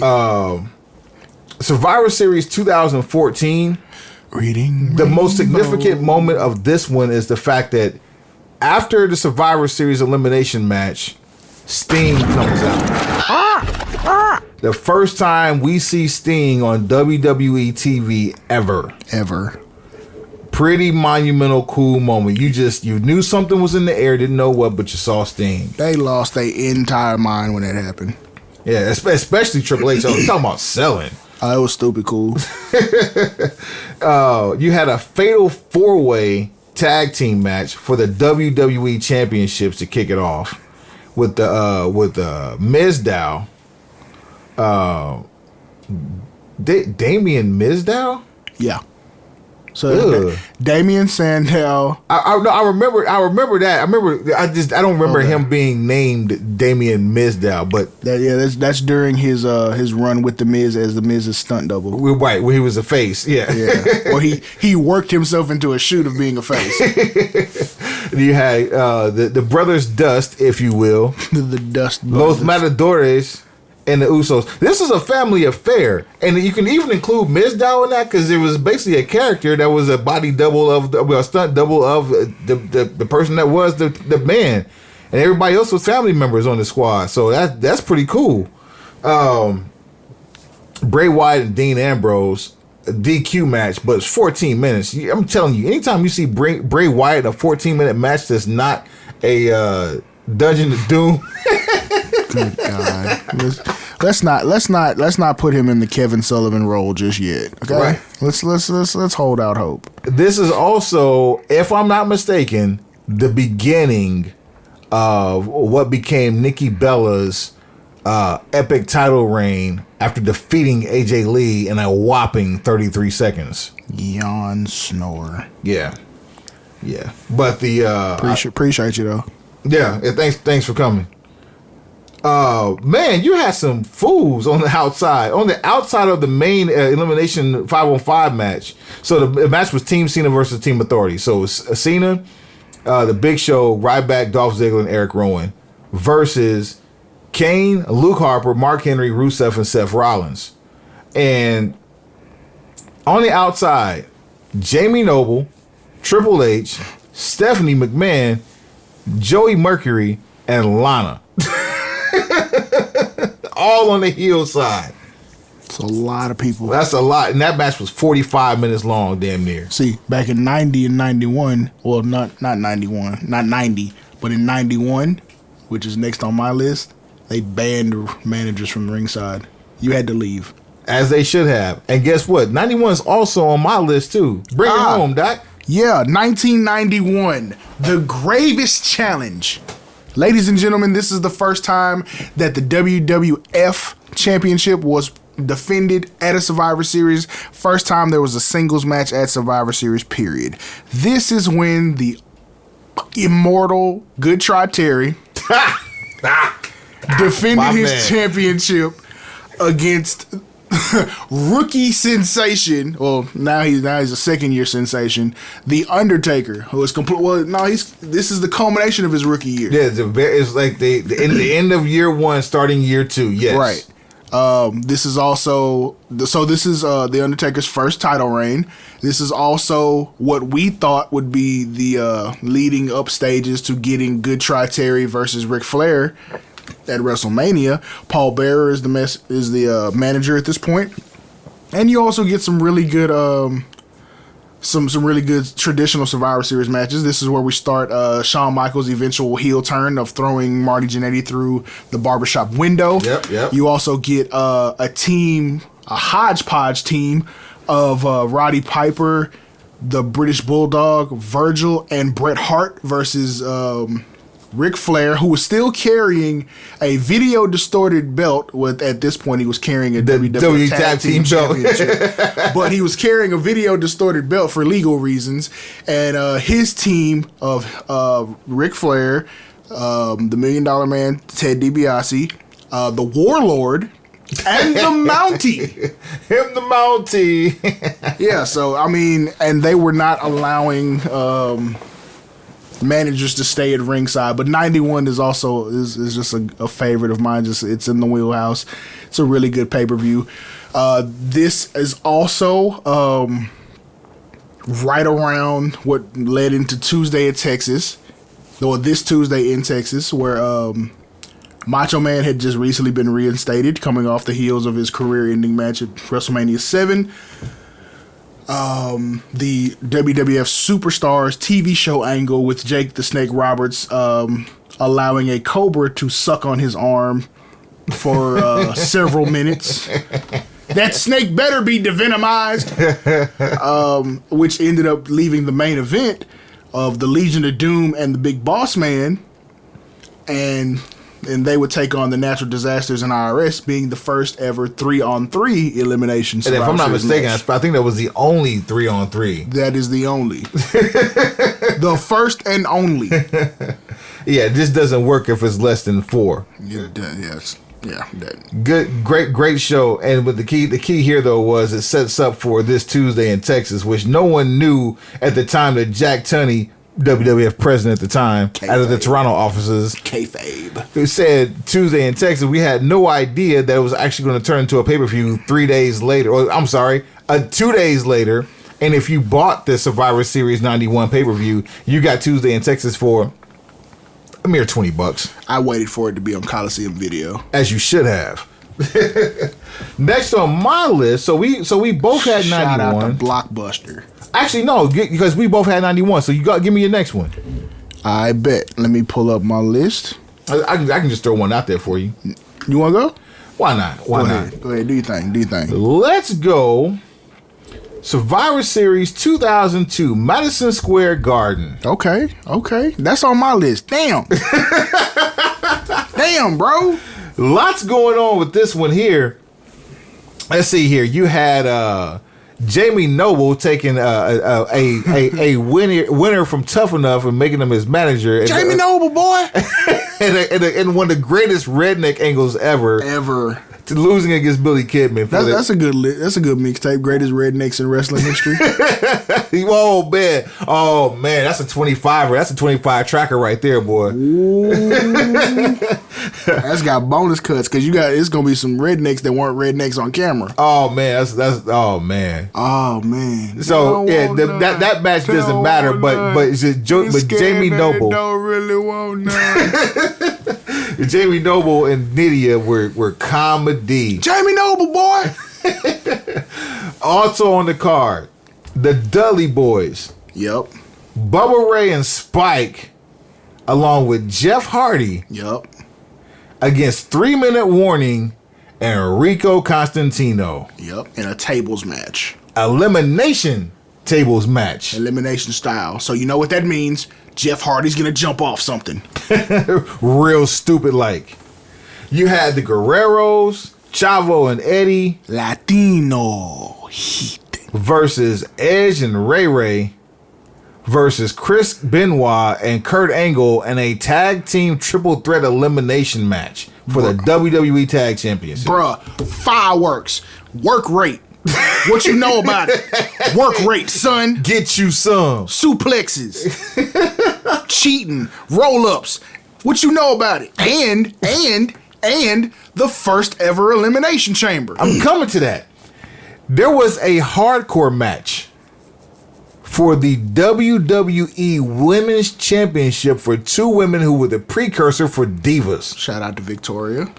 And Trish Stratus, Victoria Victorious. Yep. And a women's championship match for in the hardcore match. Yeah. I remember this.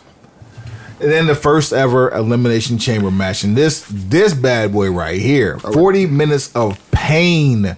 This Triple H almost died. If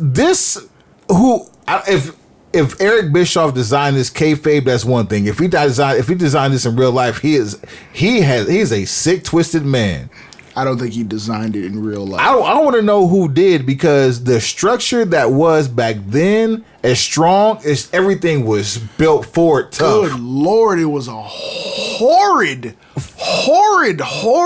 monstrosity. Well, the first time I saw that thing come down, when I finally saw the pay-per-view, who expected to take bumps in that? Who wanted to live? And see, I think this is probably one of the matches that led to Booker T shortening his career. Shawn Michaels, Booker T, Y2J, yep, Kane, yep, RVD, yep, and Triple H. True that. And Ric Flair in the corner of Triple H. True. So this is when Shawn Michaels finally comes back from losing his smile, and this is really like the first real test. Yeah, he comes back at SummerSlam. SummerSlam, 2002 for a non-sanctioned match with Triple H, and then he ends up here. Yeah, this is the first real test of people that he didn't know or didn't know if he could trust or not, and they brown tights. Jesus, the world was watching for bad things to happen, and you could hear some of the bodies slapping against the metal in the cages, and oh my! This is one for the ages. If and when we do an Elimination Chamber mixtape, by far this is number one. I mean, it's got to go on there. It's got to. Yeah, Triple H almost died. You can't say that enough because this is not a joke. Did you mention that Triple H almost died? Almost. He almost died. He almost died that night. Oh man! From a it's not even a botch. It's just from a unfortunate accident from a 5-star frog splash, courtesy of RVD. Trachea. But he was doing what he was supposed to do. No, and Triple H himself has come out and said, like, Rob didn't do anything wrong. It just, accidents happen. It just happens. Yep. And that's Triple H being the consummate professional as well. I can agree on that. Student of the game. And don't forget, this is the first time that Brock Lesnar gets turned on by Paul Heyman. Don't forget that. The first time. Don't forget it. Say something stupid. The Big Show defeated Brock Lesnar, ending his title reign. Lesnar had been champion since SummerSlam, was exclusively on the SmackDown brand, and the Big Show was wearing jeans. Yep. The Big Show had started wearing jeans for some reason. Let's see here. Who's up next? Me or you? You just went, but you took one off my list. I'm up. 1996. It's special for a lot of reasons. The promo leading to the main event for one. Right. 1996. Yes, this is true. However, there are a lot of things going on. Bret Hart returns for the first time since WrestleMania 12 in his loss to Shawn Michaels. He is wrestling the red hot Stone Cold Steve Austin in Madison Square Garden. Fresh off of Stone Cold no longer being the ringmaster. Fresh off Stone Cold Steve Austin winning the King of the Ring. You got your John 3:16, Austin 3:16, man. I just whipped your ass. We are dead set in the middle of that. This is the debut of Rocky Maivia. This is Shawn Michaels having his title reign ended by Psycho Sid. This is a debut of a new look for The Undertaker. Yep. That was the second persona. This is emo goth Undertaker against Mankind. This is Terry Gordy as the Executioner jumping in at the end of that match. God bless Terry Gordy, right. man. He deserves he and Dr. Death both deserve so much better in the WWF. You get to see Doug Furnas and Philip LaFawn go ape shit on the British Bulldog and Owen Hart. Watch this match and find out why they didn't last long. Like, it seemed like they were like Steiner Brothers. Like, they worked like the Steiner Brothers, but didn't look anything like the Steiners. No, nothing. They look more like the Godwins, who ironically, I mentioned them. They're in the match with Doug Furnas and Phil LaFawn. Yeah, Furnas and LaFawn kind of came off like Dick Slater and Dick Murdoch. Jesus. I was gonna say more like a Foreign Exchange Midnight Express. Well, these are all teams that gel well together. Yeah, and then you get to see the New Rockers, Leif Cassidy, aka Al Snow, and Marty Jannetty. They're part of this match. I believe Marty Jannetty might have pulled a hamstring or something, but he got dumped on his head a few times too. 96 is dope just because of the New York crowd, because the New York crowd was ushering in the Attitude Era, obviously because, you're so close to ECW country, and they just didn't want cookie cutter anything. So Shawn Michaels was being booed, and he's working with the Attitude because this is part of that time where he also had Jose Lothario with him too, which didn't do him any favors. Super Sock. You speak with reverence and respect when you mention Super Sock. Jose Lothario. Cartel boss. Super Sock Jose Lothario. Reverence and respect. Oh man, you had, I can't believe Jimmy Snuka was actually in a match. Psycho Sid hit him in the chest with a TV camera. Disrespectful. Sid needs his own mixtape. Disrespectful bastard. Hit that man in the chest with a TV camera. Like, come on, bruh. Who authorized this? And who the hell was the stalker? Barry Windham. Barry motherfucking Windham. Barry Windham in camo pants. You had and a cut-off t-shirt. Man, I couldn't believe. In his Walmart's finest. And I couldn't believe they did that man that way. The end of his career, he was just a blackjack with Justin Bradshaw. It didn't even seem like it should have been the end of his career. It was like 10 years after he was the best wrestler in the world. Not even 10 years.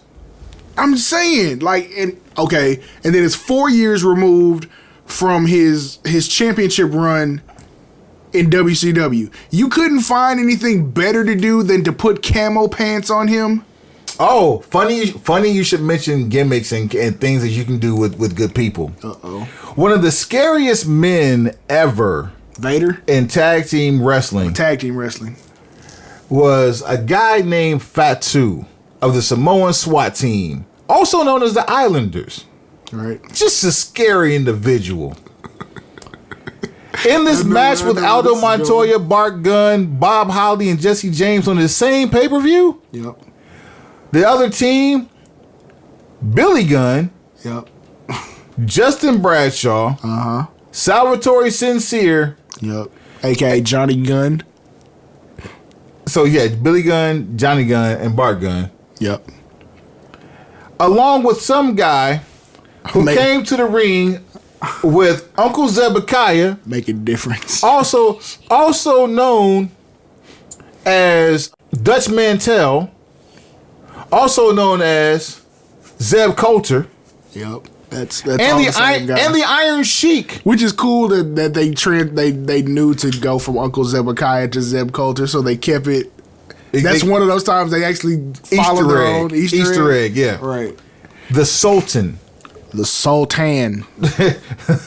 Wow, wow, wow. The Sultan. Wow, wow,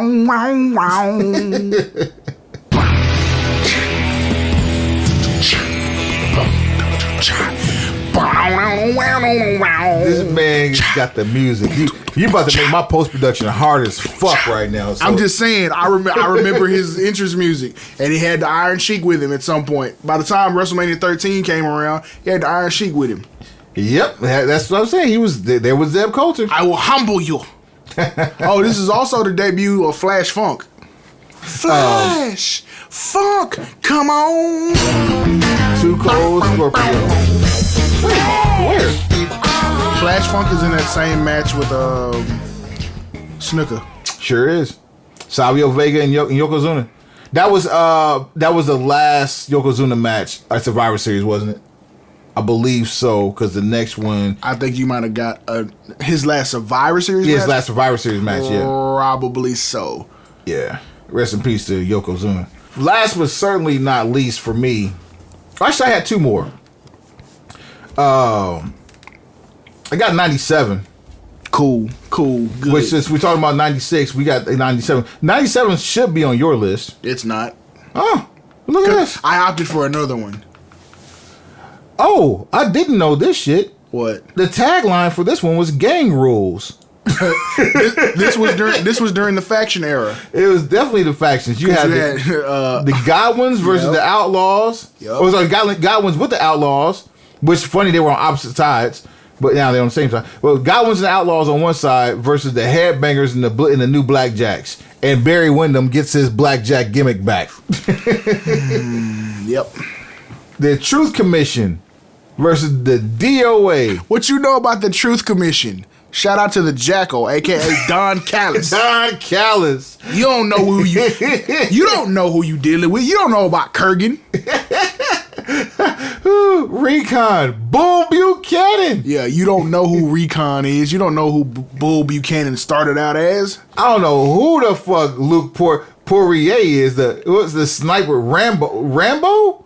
Yeah. Never seen him before this match. Yeah. Probably never saw him again after this match. Yeah. The dope shit is you had the British Bulldog, Doug Furness, Jim the Anvil Neidhart, and Philip LaFon versus Goldust, Mark Merrill, Steve Blackman, and Vader. Mind you, this is not the same Vader. This is desensitized, I'm going to lose Vader.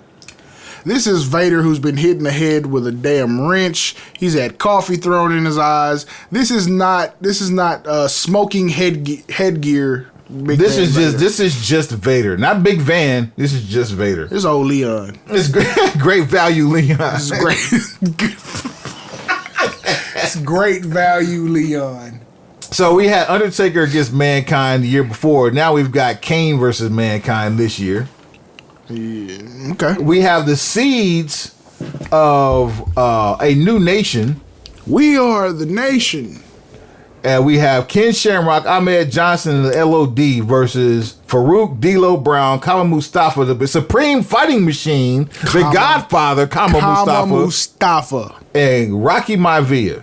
The real Nation. I don't know. You don't give me the Nation with Clarence Mason and Crush and damn PG-13, JC Ice and Wolfie D. I don't want that Nation. No, the Nation. This is the makings of the new Nation here. I want the colored Nation with the fists in the air and the red, black, and green. Speak on it. You also had a very short Intercontinental title match with Owen Hart being defeated by Stone Cold Steve Austin. But the key to this one, because this match happened in Montreal, Quebec, Canada. There's only one thing that can happen in Montreal, Quebec, Canada that was significant professional wrestling. That would be the Montreal Screwjob. Screwjob. In a whole 12 minutes and 19 seconds, Shawn Michaels defeated Bret Hart thanks to Vince McMahon telling the referee to ring the damn bell. I didn't screw Bret. Brett screwed Bret. All Bret had to do was play ball. He didn't want to play ball. So I found someone who would. You don't make the rules. I do. And also, that organically started the Mr. McMahon era. Bret Hart spitting in man's face. Yeah. Patuh. Yeah. Patuh.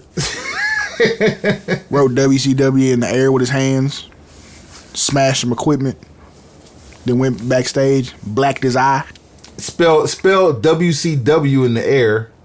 Yeah. And we had no idea that it was definitely coming to life. We thought it was all fake. It was a little bit before the advent of the internet, where the internet's functioning, but not quite at the level that it is now. Like, but things you still had to unplug the phone. Yeah, things weren't traveling at the speed of light unless you were on the college campus like I was. You weren't getting things in broadband, and broadband for us at the time was 3 megs per second. Good God Almighty! It worked. How far we've come. You'd be amazed at things I could do on loud.com with 3 megs per second on a T1 line. Talk that talk, fam. Man, you hear me. Talk that tech talk, son. You feel me. All right, so who you got? I know you got one more. I got one more. I don't even need to pull the list up. Ladies and gentlemen. Boys and girls, children of all ages. The greatest world championship tournament since WrestleMania 4. Uh-oh. 1998, Deadly Game, Survivor Series, the crowning of The Rock as the corporate champion, the screwing over of Steve Austin, the heel turn of Shane McMahon, the debut of Dwayne Gilbert. No, this wasn't even Gilbert. This was still Dwayne Gill. A couple of months later, he became Gilbert. This is as good as it gets for just... They played chess that night as far as putting the tournament together. Because Austin was super over. They did the whole thing with Undertaker and Kane beating him at Breakdown, and they were dual champions. Then at Judgment Day, they made them face off with Austin as the referee. Austin ended up smashing on them both and declaring himself the winner. McMahon fired him, held the belt up as vacant, which leads us to Survivor Series in this tournament. Mankind is basically booked almost a free pass to the finals because it seems like he's the corporate champion. So that's what people are feeling like. He's been hand selected. He's got on his suit, there's a shirt. He's got all his teeth in his mouth. I mean, and he's shaved his face under his mask. Everything looks to be going splendid. Austin was screwed out of the tournament completely by Shane McMahon, and it looks as though Mankind is going to run away with the tournament and the belt. However, there's this guy, might have heard of him, son of Rocky Johnson, grandson of High Chief Peter Maivia. This guy called The Rock, who was, he was a little over at the time, as a face, swerves everyone, and they rehash the Screwjob storyline. A year later,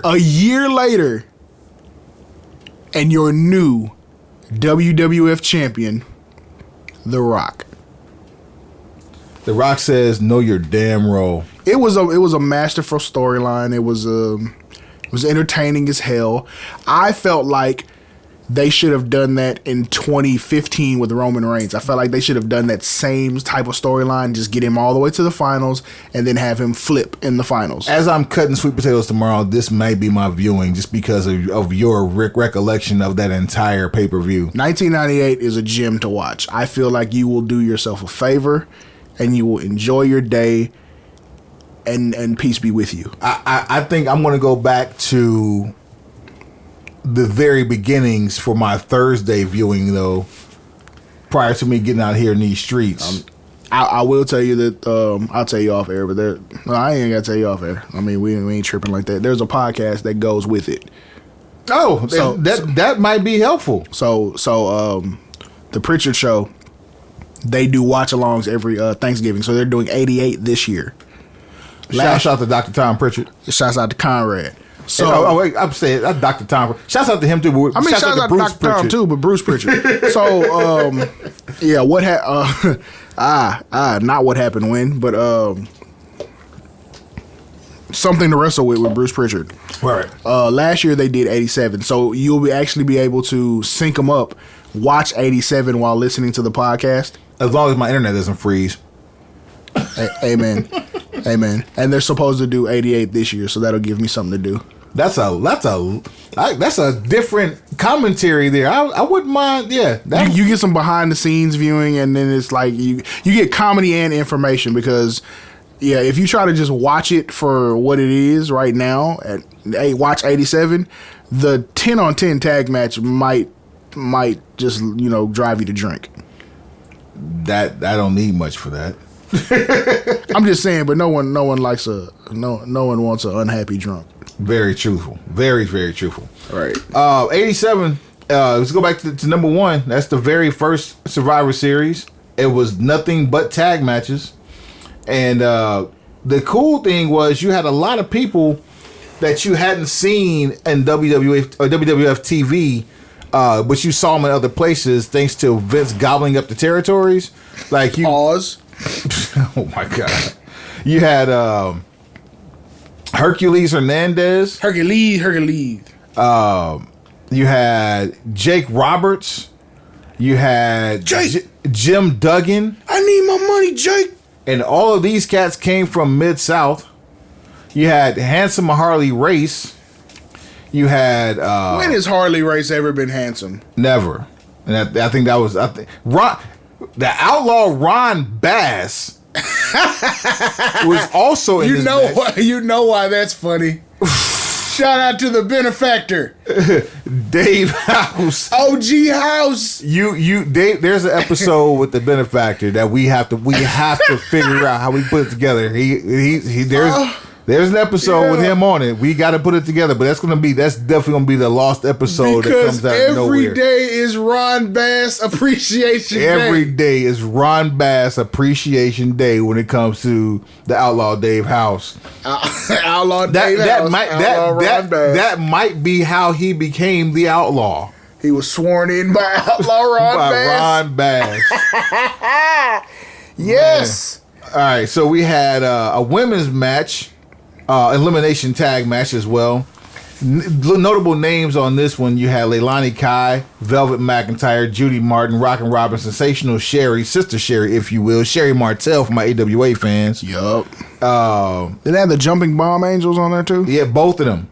The Fabulous Moolah. Yeah. Wow. If you've never seen Moolah wrestle, that'd be a good one. That'd be a good chance to check that out. Yep.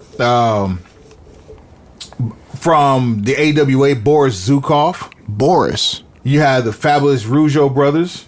Yup. Axe and Smash, which was LOD, Great Value. Chico Santana as part of Strike Force. Jim the Anvil Neidhart, also for a small time Mid-South fame. Haku, one of, if not the toughest person to ever lace up a pair of boots and call himself a professional wrestler. Father of the Gorillas of Destiny over in New Japan.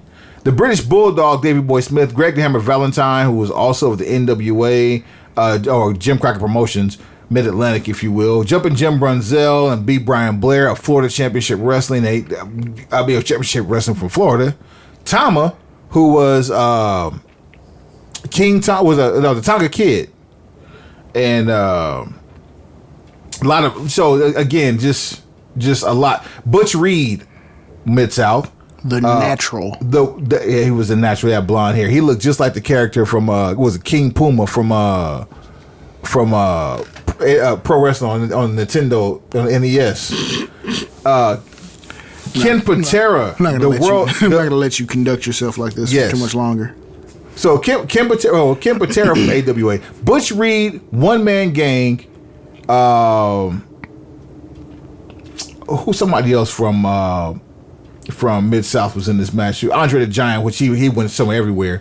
Bam Bam Bigelow, Rick Rude representing Texas. Paul Orndorff, who also wrestled in Mid-South, was in this match. It was just a lot of people from other territories. Like this, you saw your favorite wrestlers from territories show up on one pay-per-view, and they were all in tag matches, and everybody got to showcase their talents. And this, I mean, we're talking like a 20-minute match, a 23-minute match, a 22-minute match, 37-minute match, 22-minute match. Oliver Humperdinck was on the ringside for one of these matches too, alongside Paul Orndorff. And no one really knew who Oliver Humperdinck was unless you watched Memphis or Mid-South. So yeah, it's the original. It's hard to beat the original. I'm not saying it was the best one, but you got to give praise to the original, because without this one, none of them happened. You had 3 5-on-5 elimination matches and 1 10-on-10 tag team elimination Survivor Series match. And that, people, is another Broken Pencil mixtape brought to you by the good people at the Broken Pencil Booking Company. We're going to break for Thanksgiving. We hope you have a great one. Feel free to shout us out. Broken Pencil BC at everything. Yep. BrokenpencilBC at gmail.com is the email address. Yep. You can't write this. Can't. Mark my words. You gotta. Folk Life Shorting. Fuck it. With the shit. We are with it. And there's one more. Broken Pencil Logic. There it is. So I'll take us home, man. Pencil pushers. Get your gobble on, pause. Wow. Wow. Yeah. Get these yams, fool. I'm about to put these Cornish hens on the grill. I'm home alone, Macaulay Culkin style. I'm about to smoke some Cornish hens. I got some greens and some stuff. Man, listen. Look, I gotta check in on Danger and make sure he don't just go overboard. Ooh, you should see this. You should see my refrigerator, boy. Hold on, man. Hold up. How we love. So check it out, Pencil Pushers. Happy Thanksgiving.